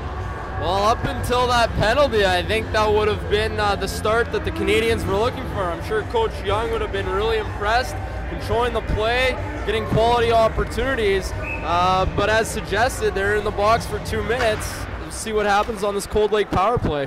Now the Cold Lake's most dangerous line this game. Bukta, Feehan, and Bebo out there to start this power play. You know what? For head coach Scott Hood, it's a score by committee team. Go with guys who are shooting. And this line has been shooting all game long. Bebo rang it off the post. And, well, you know, it's a great chance for Cold Lake Ice to cash something on this power play. 1:30 to go. Austin Power back behind the net. He'll go up and to Donovan Bebo. Bebo gets past Nick Clausen, who still stays on the battle. Donovan Bebo looking to keep the puck off, and it will be tipped up to the point. Off the stick of Noah Cook, Donovan Bebo up dances, and Colton Bukta's got him on his forehand. Tip in front, and fanned in front off the stick of Noah Cook. Evan Feehan was the trigger man. He missed it. Noah Cook back door, almost was able to stuff it in. That is the Cold Lake Ice's best chance on a power play in an entire 5-game series thus far. Here comes Austin Power. They've got 44 seconds to play with in this power play. 16:24 to go. Scott Thackeray will work in. He'll fire a shot from another sharp angle. Almost got the rebound, but it was more into the chest of Devin Allen than he might have liked. You'd talk about that being Cold Lake's best chance maybe of the series on the power play. I wonder at what point do you just feel snake bitten a little bit? You start gripping the stick a little tight when you're on the man advantage, and just things aren't going the right way. Tough goal for the Cold Lake Ice. Jake Bartman fires it in from the point, and it's an easy save for Devin Allen, who just snags it out of air as it was kind of going on past the crease. It wasn't going anywhere too serious. 16-14 to go in this third period. And an out-of-town score update, if you're watching us live, it's 3-2 for Lac La Biche after 2 periods of play in the Frog Lake Lac La Biche series. That series sits at 3-1. The Frog Lake T-Birds lead that one, and it's an elimination night for Lac La Biche as well. Not sure what's going on in the Killam series. Of course, Wainwright wrapped things up with a 10-0 win yesterday, so they swept the Vermilion Tigers. That assures that the number 1 seed will remain in it for the second round. Alex Savage, off the face-off win for the Canadiens, fires it down the ice, 20 seconds to go in the penalty to Ori Wood of the St. Paul Canadiens. 15:58 to go in this third period, and the Cold Lake Ice looking for their first goal. Jake Barton fires it across. Jonah Henderson finds a lot of open ice. He had Scott Thackeray cut into the net. That's where you just got to throw it on net and hope that Thackeray bangs it on through Devin Allen on the rebound. Penalty has expired. Ori Wood back out there. He's got Burak and Dyson Roy with him. He outlets to Dyson Roy, who kind of hesitates, just finally takes the shot on goal and gets it into the corner. Savage standing completely still at the blue line, waiting for the play to develop, and that's why he gets it right onto his stick, and he goes for a little bit of a skate into the Cold Lake zone and bobbles a shot off the pants of Jake Bartman.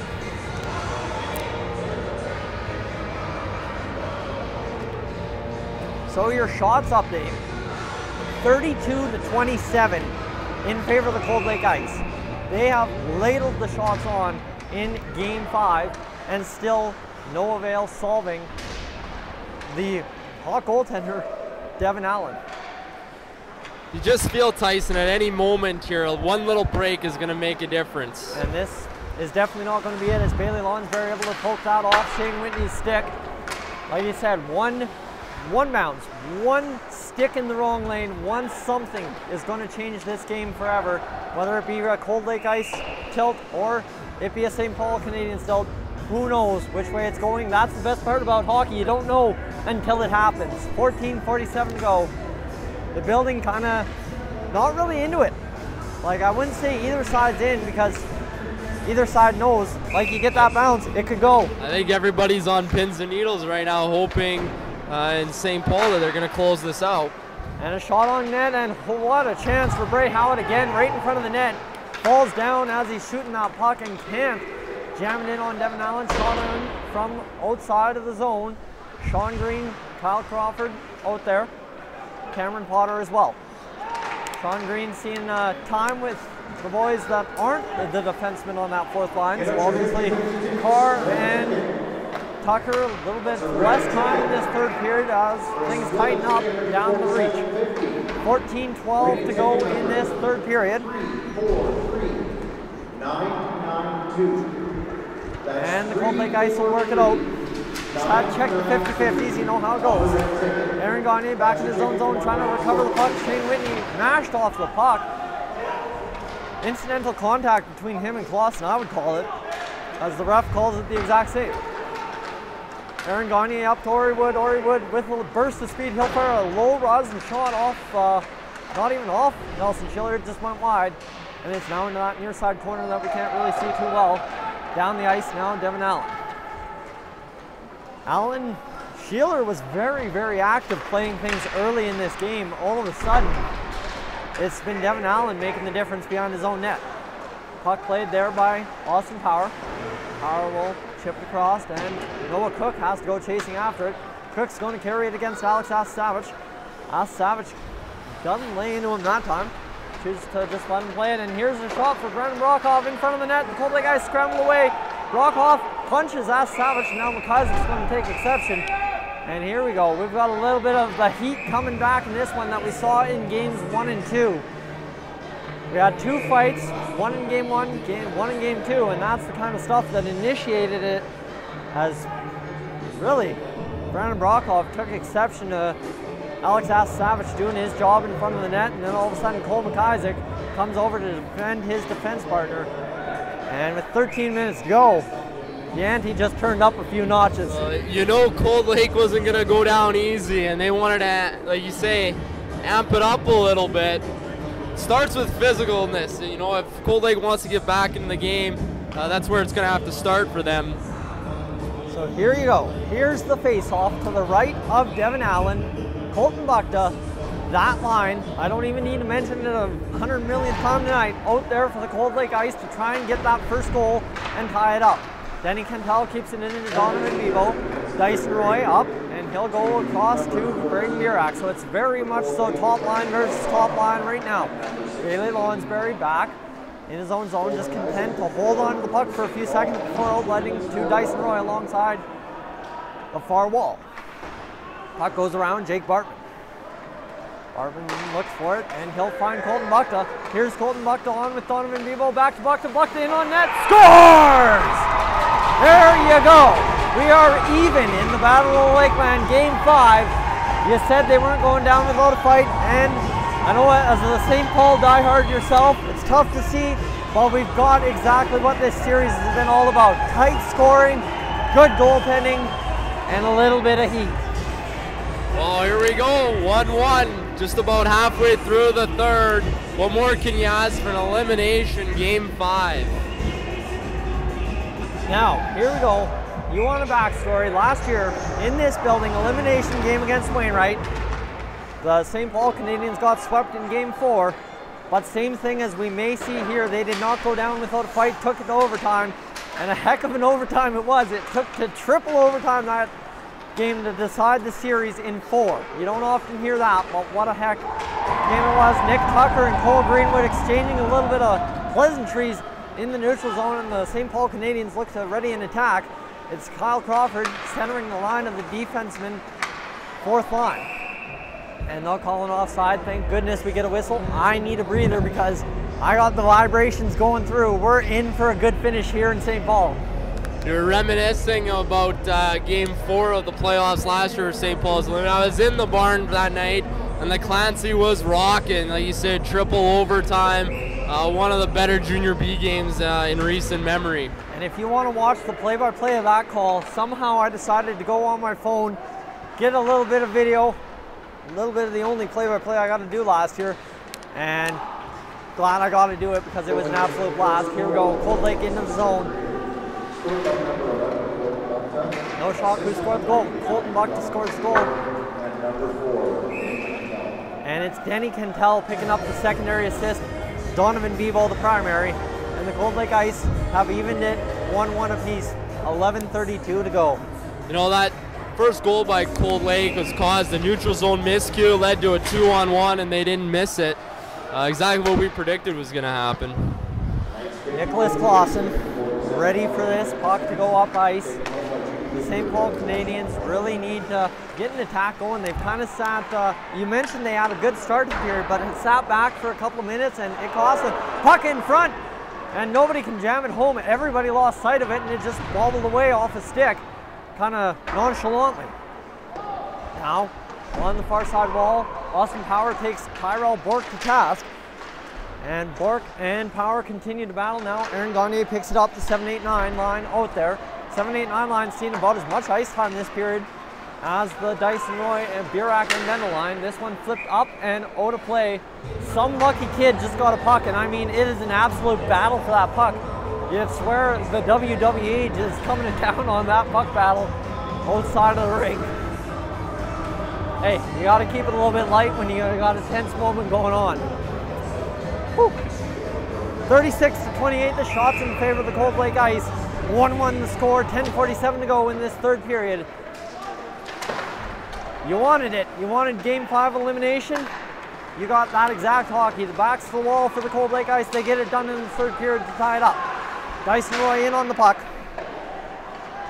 And it'll be into the slot, but Dyson Roy had his stick tied up well and got a shot off, but way wide. Stephen Kupflick now offside with Scott Thackeray. He kind of joined Jared Mallow backtracking into the defensive zone, but unfortunately it's his offensive zone and he's offside on that play. Now battle, Stephen Kuflick has to come out and challenge Devin Allen. Allen was able to stay very calm under pressure and skirted that puck away. Denny Cantel pass from the point, hits Thackeray in the boot. And it will be down to Henderson alongside the near side wall. It's Thackeray jamming away, but can't find the back of the net or even the net for that matter on that glorious chance in front. McIsaac. Actually, that's Mallow. Pardon me, I saw 6, didn't see the 1, but still said McIsaac. Here comes Zach Bendel. He gets taken down, and there's going to be a power play for the St. Paul Canadiens. How important is this one? I think it's huge. Cold Lake Ice has been dominating the play lately, and if you're Cold Lake, that's exactly what you wanted to come out in the third, but this power play is massive for the St. Paul Canadiens right now. You can expect their first line is going to be out there. Barak in the center, Roy on the right, and Bendel on the left. Let's go for it. We got the media timeout. We'll recap you on the goals. It's real simple. There's one aside. It's Nicholas Clausen on the one side for the St. Paul Canadiens on assist from Tucker and Carr. And on the Cold Lake side, it's Colton Buckta, the captain, getting it done in the most clutch time of the playoffs, Game 5, the elimination, from Donovan Bebo and Denny Cantel. I told you that line has looked dangerous all night, and it figured. Like it figured with the Thackeray, Kuflick, and Henderson line last night. When you see some line just clicking, it's going to eventually go in. Thank goodness for the Cold Lake Ice, it went in before regulation was up. 1-1, 9:43 to go in this third period. 15 in the box for the Cold Lake Ice. That's Jake Bartman. An untimely penalty it may be. But the Cold Lake Ice, hey, they just need a kill here. They've done it all night so far. And they'll try it again with Jean-Guy Boisvert against Braden Burak. Your man Burak out there again to test his mettle. He wins another face-off. It's back to Alex Savage. We'll go to Dyson Roy. Dyson Roy looking to chip that kind of Cold Lake Ice style. We've seen a lot of that play out of Cold Lake tonight. And it's to Dyson Roy's advantage to maybe throw it in their face a little bit. Here's Braden Burak. He'll go. Gets shoved off the puck by Tegan Koshnak, who actually took the worst for wear on that. Jumped off his skates and moved about 2 feet in the air. Alex Savage fires it way wide of the net on the slap shot. He's had a problem with that all season long. In timely situations when the tip's in front, not being able to keep that slap shot down, but maybe he's not looking for that tip if you catch when I'm throwing down. Here's Dyson Roy battling along in that near far corner. Zach Bendel has Braden Burak, but he'll go back to his steady defense partner on the power play, Alex Savage. Bendel back to Savage. Savage, there's one that keeps mid-chest on Sheeler, deflects into the corner. Good pressure here from the St. Paul Canadiens. 54 seconds to go in this power play. 8:35 to go in the game, but we're tied, so it's playoffs, and you know overtime's looming large in both teams' heads. Anybody's game at this point. Good zone possession for St. Paul in that power play, but not really any quality opportunities to score. A lot of point shots that didn't get through. And here's off the face-off. Cole McIsaac gives and goes with Alex Savage, who tried to feed Dyson Roy. He had a little bit of an open lane down the right side, but couldn't get going, and Devin Allen out to play it on this power play for the St. Paul Canadiens. Cold Lake Ice are on the penalty kill, Tyson.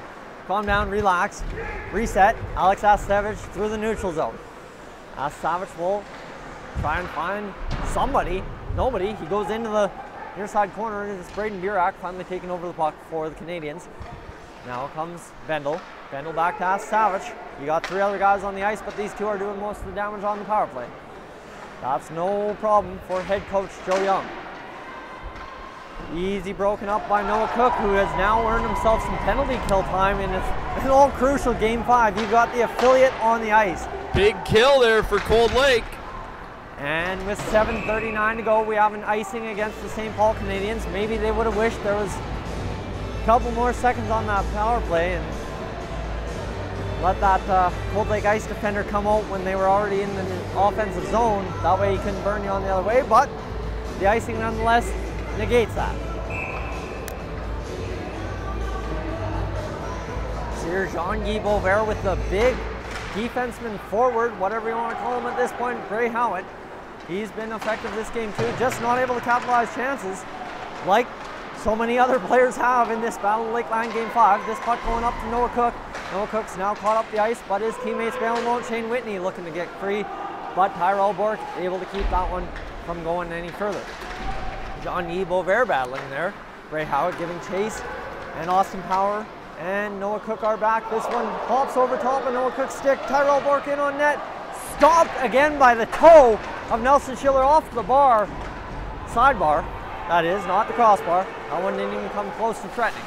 Shane Whitney dances, but stopped. Austin Power at the blue line, able to keep this one in. It bounces completely off like 4 guys in the slot and into the corner. Tyrell Bork has a flip up off his stick. Shot comes in way wide. NEAJBHL couldn't even get that one remotely close. Cameron Potter will pick it up here. He'll go for a little bit of a skate. It's on to the changing guy, Sean Green, who fires this one just wide of Sheeler. Sean Green had confusion. He wouldn't have been able to pick that puck up in stride if the man would have been able to get onto the bench fast enough. Bailey Lonsberry now in his own zone. The Cold Lake Ice and St. Paul Canadiens both are pressuring each other just fantastic. It's just a matter of, now it's become chess. Before it was a matter of something breaking the open the other way. Now it's a battle of chess, but it's a very offensive battle of chess right now. Alex Savage over the top. Kyle Crawford finally breaks it open as our camera gets thrown off. But Kyle Crawford gets his first goal of the series, and he's been snake bitten. You want to talk about a guy who was snake bitten for a long time. Kyle Crawford breaks the goal open, and it's 2-1 for the St. Paul Canadiens with 6:04 to go in this third period.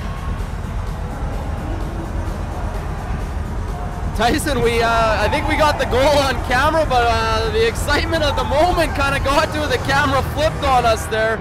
But a go-ahead goal here by St. Paul makes it 2-1. The zone pressure paid off for them. We'll see what happens here in the last 6 minutes. And what a huge goal for Kyle Crawford, who's been all around the lineup in this later half of the season, and now he has a goal that may clinch the playoff first round series for the Cold Lake. Oh, here we go. Now we've got Keegan Passionate going after Braden Burak. And they are, now things are heating up. Trying to listen to the chatter and do the commentary at the same time throws me for a loop. Cold Lake Ice and St. Paul Canadiens, if you thought this rivalry was over in Game 5, it'll carry on for many years to come. And this series is only setting it up further. Alex Savage, yes, go ahead. I was just going to say that hit along the boards right by the St. Paul bench, I think just sparked a fire, and this last 5 minutes here is going to be pretty intense.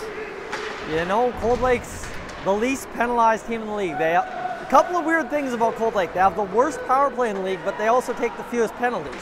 So a couple of weird special team markers for the Cold Lake Ice through the regular season.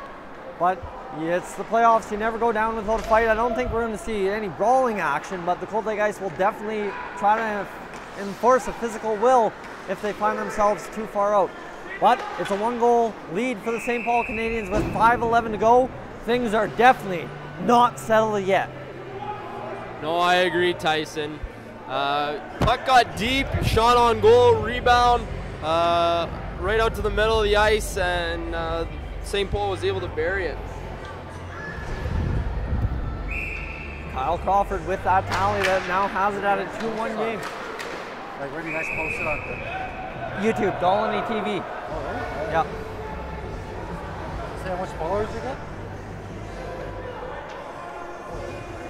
So here's Nicholas Clausen just standing on by. Colton Buchter, the captain for the Cold Lake Ice, ready to take this draw. Now, here's the goal that has the line. You figure luck happens twice in a row. Colton Buchter almost scores off the face-off right there on a puck that found right onto the pad of Devin Allen. The St. Paul Canadiens flip it out into the neutral ice and up to Donovan Bebo. That stretch pass somehow found Bebo from Cook. Here's Colton Buchter in on net. He's tried this move before and taken a knee for it. Jake Bartman fires a shot off of Aaron Gagne, who's down in a crumple of pain. Gagne will get up all That on his own stung power. Gagne for sure, Tyson. And here's Colton Buchter now across the line. This line continues to pressure the Canadiens all night long. 4:33 to go in this third period. 2-1 for the St. Paul Canadiens, or he would on top of Noah Cook there, but Cook able to spin off the check and get it to Donovan Bebo. Bebo will go up the ice and carry it across the line. Bebo's going to fire this one in on the glove and into the corner from Devin Allen. Nick Clausen fires it up to Cameron Potter. Potter to Crawford. Crawford's getting rewarded with a little bit of ice time, trying to find that second one for the St. Paul Canadiens. That may make it a 3-1 game. This puck fired on net. And it's back down into the Canadian zone after it ran all across the grass and out of the zone. Ran out of water, so things are going to be sketchy here going into overtime, but that is okay. Well, you got to think it's desperation time for Cold Lake now with 3:49 left. They're going to be laying bodies, trying to get pucks deep as best as they can. We lost the feed here. We're coming back. Gagne limped to the bench on that. I'm not sure where it got him, but he was definitely slow getting off. I'm not really even sure if it was the puck that got him or a stick trying to tip that puck. Something got him and he went down. He tried to go down. There was a man blocking him, and then all of a sudden he crumpled down. Jean-Guy Beauvert to Cameron Potter. That's not the kind of pass Jean-Guy Beauvert wanted, but it's the kind of pass he got. And this puck, Tanner Carr sees his stick break. Actually, that's Sean Green, pardon me. Really not reading my sleeve numbers too well tonight. This puck in on goal. Dyson Roy makes the shot. The secondary one fires it up over top of the net. The crowd with the O. And here's a chance for Jean-Guy Beauvert. He's got Jared Mallow chasing Beauvert in on net. Stopped by Allen. Puck goes into the slot, and Denny Cantal will come up with the puck. He's tripped down. Trip coming to the St. Paul Canadiens. And here we go. We are not. I said it when the Canadiens scored. I'll say it throughout the rest of this game. Never mind. Hold on. I read my call wrong. The St. Paul Canadiens getting the tripping call to Zach Bendel. I was going to say someone else, so I'll stop myself short on how excited I was getting there. But a power play for the Cold Lake Ice nonetheless. There's a couple plays there back-to-back that could have had calls made on it. They gave it to Blendl in the end. So Thackeray to Noah Cook here in the zone. Jake Bartman will go and give it to Noah Cook, but more or less by accident. And Dyson Roy's out to chase it. Nelson Sheeler's got a lot of time to play this puck, and he's got to play it right. He'll play it up to Thackeray. Thackeray's going to circle in his own zone, and he's got Burak now chasing him. He's got Clausen chasing him. Big burst of speed into the slot. Henderson stopped twice. Henderson given two glorious chances in the slot. Cannot bury him. Another solid performance by Devin Allen. A massive save. But Devin Allen looks to be a little worse for where he was slow getting up, unless he was just collecting his thoughts. How did I save that, or what? Who knows what's going through a goalie's head. Here comes Jake Bartman. Bartman resetting, it's up to Buckta. Buckta, his line has this goal. Bartman looking into the slot. There's Kufflick. Scores! Top shelf! It's 2-2 on the power play. The Cold Lake Ice power play got one. If it was going to happen, it had to happen here. Better late than never, I'm sure, if you're Cold Lake. The monkey is off the back. And Coach Rollheiser talked about it for St. Paul, that staying out of the box and special teams was going to be the difference. They weren't able to do it in the last 3 minutes, and a power play goal scored by Cold Lake. So how about this? 2:05 to go in the third period. You've got a 2-2 game. 42-32 the shots for the Cold Lake Ice. They just scored to tie it up on that Stephen Kufflick goal. Kufflick now 3 points in the last 2 games. Jean-Guy Beauvert with a head of steam, trying to ensure Game 6 in Cold Lake Saturday night. But that will take another goal for the Cold Lake Ice, and they've had to buy 2 very hard tonight. So of the St. Paul Canadiens, however, and we may very well see an overtime in this one. Is there any other better script to write for a game like this than overtime? A minute 42 stands between us and the extra time free hockey. I was just going to say, I smell it in the air, Tyson. It smells like free hockey. But I don't want to jinx it yet. The way this third period's been going back and forth, anything can happen. Well, head coach of the St. Paul Canadiens, Joe Young, calls the timeout to give his troops a little time to think this over. Sean Green comes to the bench. It's Kyle Crawford and Cameron Potter out there. Everybody's going to huddle around the bench. And Joe Young's got a very clear message. Get this out of the zone. That's all he cares about with a minute 42. Yes, sure, zone pressure, but keep it out of the zone is number 1. And for the Cold Lake Ice, since they've got the face-off in the offensive zone, keep it hemmed in there as long as you can. Yeah, you're going to see the best face-off guys for both teams out on this important draw. I would assume it's going to be probably Burak for St. Paul. Cold Lake looks like they're sending out Jean-Guy Beauvert. There you go. Beauvert's been all over the ice here in the third. I feel like you've said his name a million times. He's had a really strong third period, I thought. And the kid's got wheels. The kid's got a good face-off knack. You never know what he's going to do. And now we've got a little bit of a dust up here at the bench. Not really like dust up, but as in somebody's talking to somebody and they're going to put Sean Green back out there. They're taking Dyson Roy off the ice. So St. Paul's biggest weapon offensively is off the ice to start this face-off.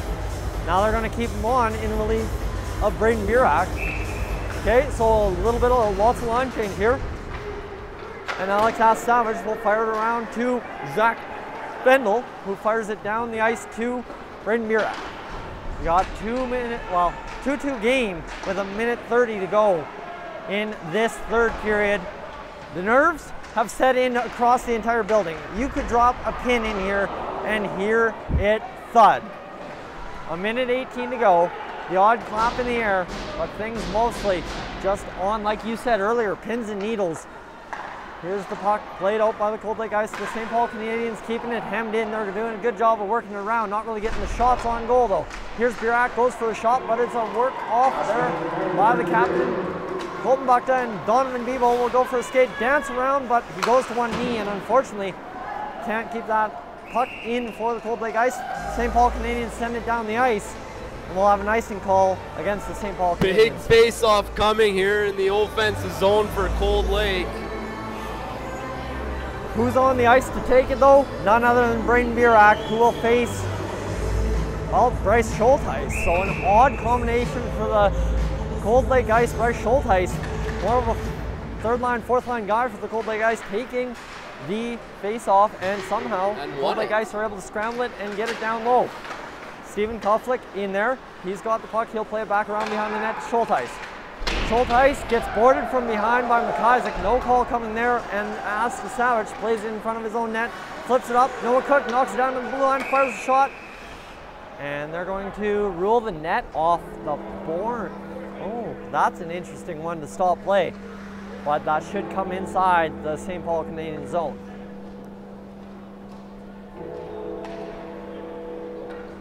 As we readjust the camera, getting ready for the last 27 seconds. Hell's Bells playing in the arena. It doesn't get better than that in Junior B when you're talking do or die. Tyrell Bork off the face-off win will flip it up and into the near side wall. We haven't had much play along the near side wall in the St. Paul Canadian zone this game, really. Noah Cook able to evade a check, and now Jared Mallow's got a chance. Here's Tyrell Bork with Ori Wood. Ori Wood easily steered away. 2-1. We are going to overtime, ladies and gentlemen. 2-2 between the Cold Lake Ice and St. Paul Canadiens after 3 periods of play. You want to do the shots? Shots on goal here for favorite Cold Lake 42 to St. Paul's 33. We're going to take a 15-minute intermission, flood, and we'll be back for overtime of Game 5, the series between Cold Lake Ice and your St. Paul Canadiens.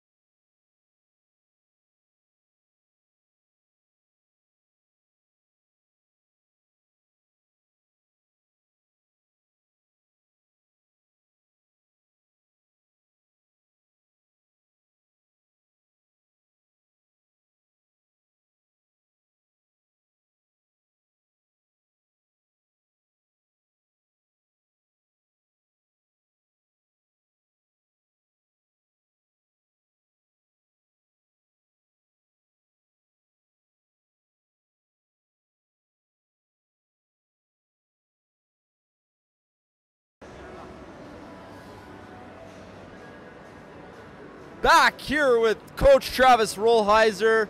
Obviously not the position you wanted to find yourself heading into overtime. Entered the third period with a 1-0 lead. What happened and how do you fix it? You know what, like I said, kind of in the other intermission report there, you know, for the most part of the game, I think Cold Lake's kind of taking it to us. They've had the better chances, and way more often of, you know, those chances have come for them. But you know what, we're fortunate enough that the game's going to overtime, and you know, may the best team win. We're hoping it's us, but you never know. So in an overtime period, what are you looking for from your team to, you know, try to make sure that your opportunities outweigh theirs? You know what, in overtime, everything's just got to be simple. I mean, in all likelihood, it's probably going to be a pretty greasy or pretty gross goal. It's not going to be a lot of skill usually. So that being said, it's just simple hockey: pucks in, pucks out, passes on the tape, stuff like that. You know, that's just try to minimize our mistakes, because one mistake can end up in the back of your net, and then that's the game. So speaking of mistakes, is there a fine line between trying to create an odd man rush and maybe taking a chance that if it doesn't work out, is an odd man rush the other way and could create? What's the balance there for your team? And you know what, I think you got it bang on. It is a very, very fine line. But I mean, at this point in the season, come playoff hockey, we trust our guys that they're going to make the right read, whether it's a D-man stepping up or a forward covering back on the point. You know, we have to put the trust in the guys on the ice that are actually going to be the ones to score the goal, because as coaches we can only do so much. So at this point, it's all on the 20 guys on our bench, and you know what, we think that they're going to get the job done and hopefully close out the series. Excellent stuff, Coach Rolheiser. Just before I let you go, one last question. What's the atmosphere in the room like now, you know, giving up a 1-0 lead, climb back, actually take a go-ahead goal in the third, only to see that disappear in the last minute and a half? How do the guys respond, and what do you think the atmosphere in the room's like right now? You know what, going into overtime, it honestly doesn't seem like anything else in the game matters, because we know it's just one bounce, one goal, and that's it. So I don't really think there's much momentum going either way right now. I think it's just, hey, next goal wins. Let's just go out and play our butts off. Thanks for your time, Coach Travis Rolheiser. We will talk to you in a few minutes. 5 minutes and 15 seconds until puck drop for overtime between the St. Paul Canadiens and the Cold Lake Ice.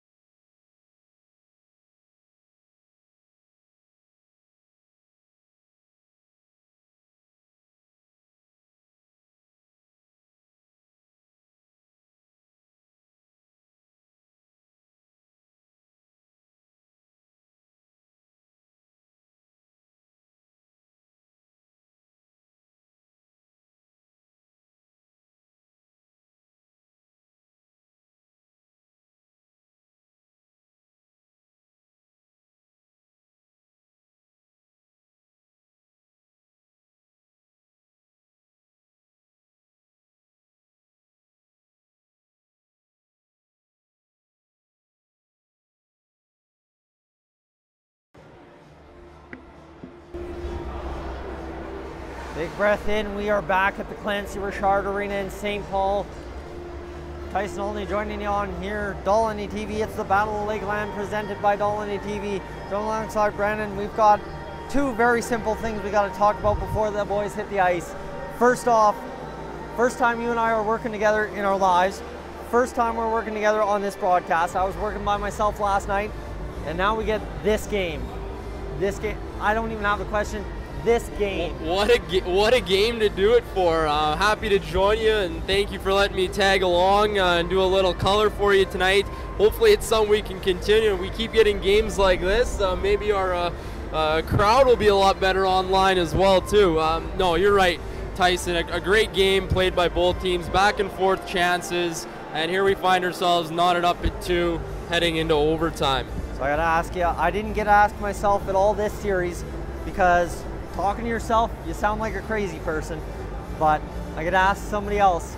Overtime goal predictions, we gotta have a little bit of fun tonight. Well, I said it in the third. I thought Cold Lake's best player was 28 Beauvert. I think he's been all over the ice, got his hands on a lot of pucks, and I think he's due for one here coming in overtime. And for St. Paul, I got to go with 29 Braden Burak. 40 points in the regular season. He's going to be on the ice, for every important draw, whether it's in the offense or the defensive zone.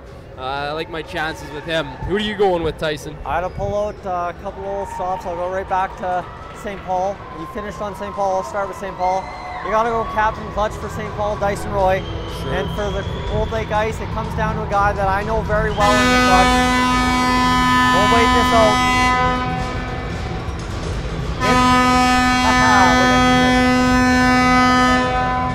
But somebody who's been very clutch in other sports and has proven to be a goal scorer for the Cold Lake Ice time in, time out as well, Donovan Bebo.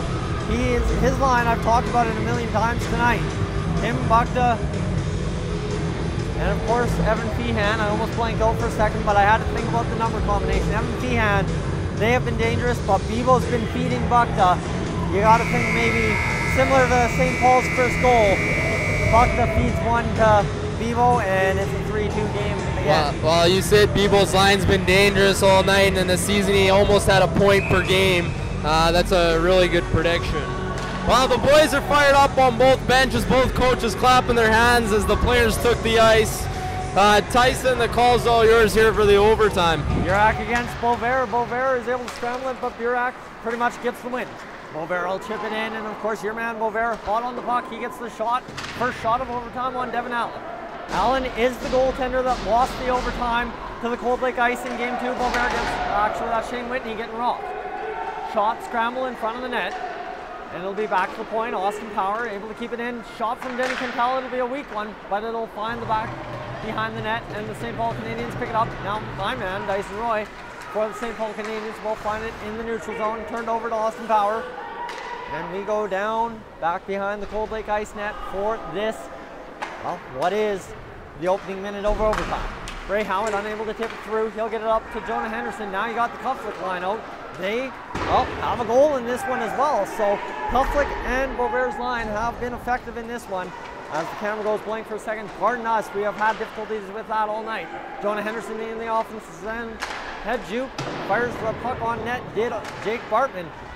But that one goes off the blocker into the corner from Devin Allen, and it's back around the boards. Bartman will once again fire, scores! From the point of half, black clap, and the Cold Lake Ice force Game 6 at Imperial Place on Saturday night. I don't think there's any predicting that. Devin Allen once again fooled on a slap shot from the point, a stunner for the St. Paul Canadiens. We're going to Game 6 in Cold Lake Saturday night. I'm not sure, Tyson, if that puck got deflected or not, but real quick here, 1 minute and 12 seconds into overtime. And you're right, what seemed to be an innocent shot from a distance out gets past Allen. And Cold Lake wins this game 3-2 real early here in overtime. So that's the way she goes. Jake Bartman blasts it from the point, a 3-2 victory. I mean, if you were to tell me the score was going to be 3-2, not tell me who was going to win, not tell me if it was won in regulation or overtime, I would have told you Cold Lake wins it in overtime 3-2. Repeat of Game 2 We saw it against Game 1, Game 2, the similarities to Game 4, Game 5, all over again. Game 1, Cold Lake gives up 6 goals in 2 periods, loses 6-3. Game 4 gives up 6 goals, same goaltender, loses 6-2. Game 2, they came back 1-3-2 in overtime, similar situation. Now tonight, we're right back at the same script. I just think it goes to show you in Junior B hockey, you can't predict anything, and one game doesn't necessarily translate to the next. But I don't think anybody would have predicted that would have been, this overtime would have been over in the first minute and 12 seconds. Absolutely. That happened really quick, considering how even the teams were for most of this game. For that goal to come this quickly certainly surprises me. So Cold Lake Ice taking 3-2. We will catch you guys Saturday night on Dolynny TV for a live stream live from Imperial Place. But if you're in St. Paul, if you're somewhere in the Lakeland, if you're somewhere even remotely close to the Lakeland, and you're thinking, man, I'm just going to sit on my couch Saturday night and watch this game, no. Make your way to Imperial Place, because tonight proves why. Yes, our live stream is as good can be, but you need to be in the building to catch every second. I'm sure every fan in this building is just as stunned as we were on that Bartman clapper from the point that finds the top corner. Yeah, Tyson, it didn't take long for fans to clear out nor the players to exit the ice. I think, like you said, stunned players and stunned fans tonight. But 3-2 is the final score, and Cold Lake's got to be feeling pretty good about themselves right now, going back home for Game 6. And if they can find a way to scratch out Game 6, anything can happen in a Game 7. And Game 7 would take place at the Clancy Richard Arena on Sunday night. Game time, I'm not 100% sure. I think it was to be decided last I checked. So we'll try and find an update for you Saturday before the broadcast. For the final time, from the Clancy Richard Arena in St. Paul, this is Dolynny TV bringing you live the play-by-play of the Battle of Lakeland first round NEAJBHL series in this 2018 playoffs. We'll catch you Saturday night at Imperial Place.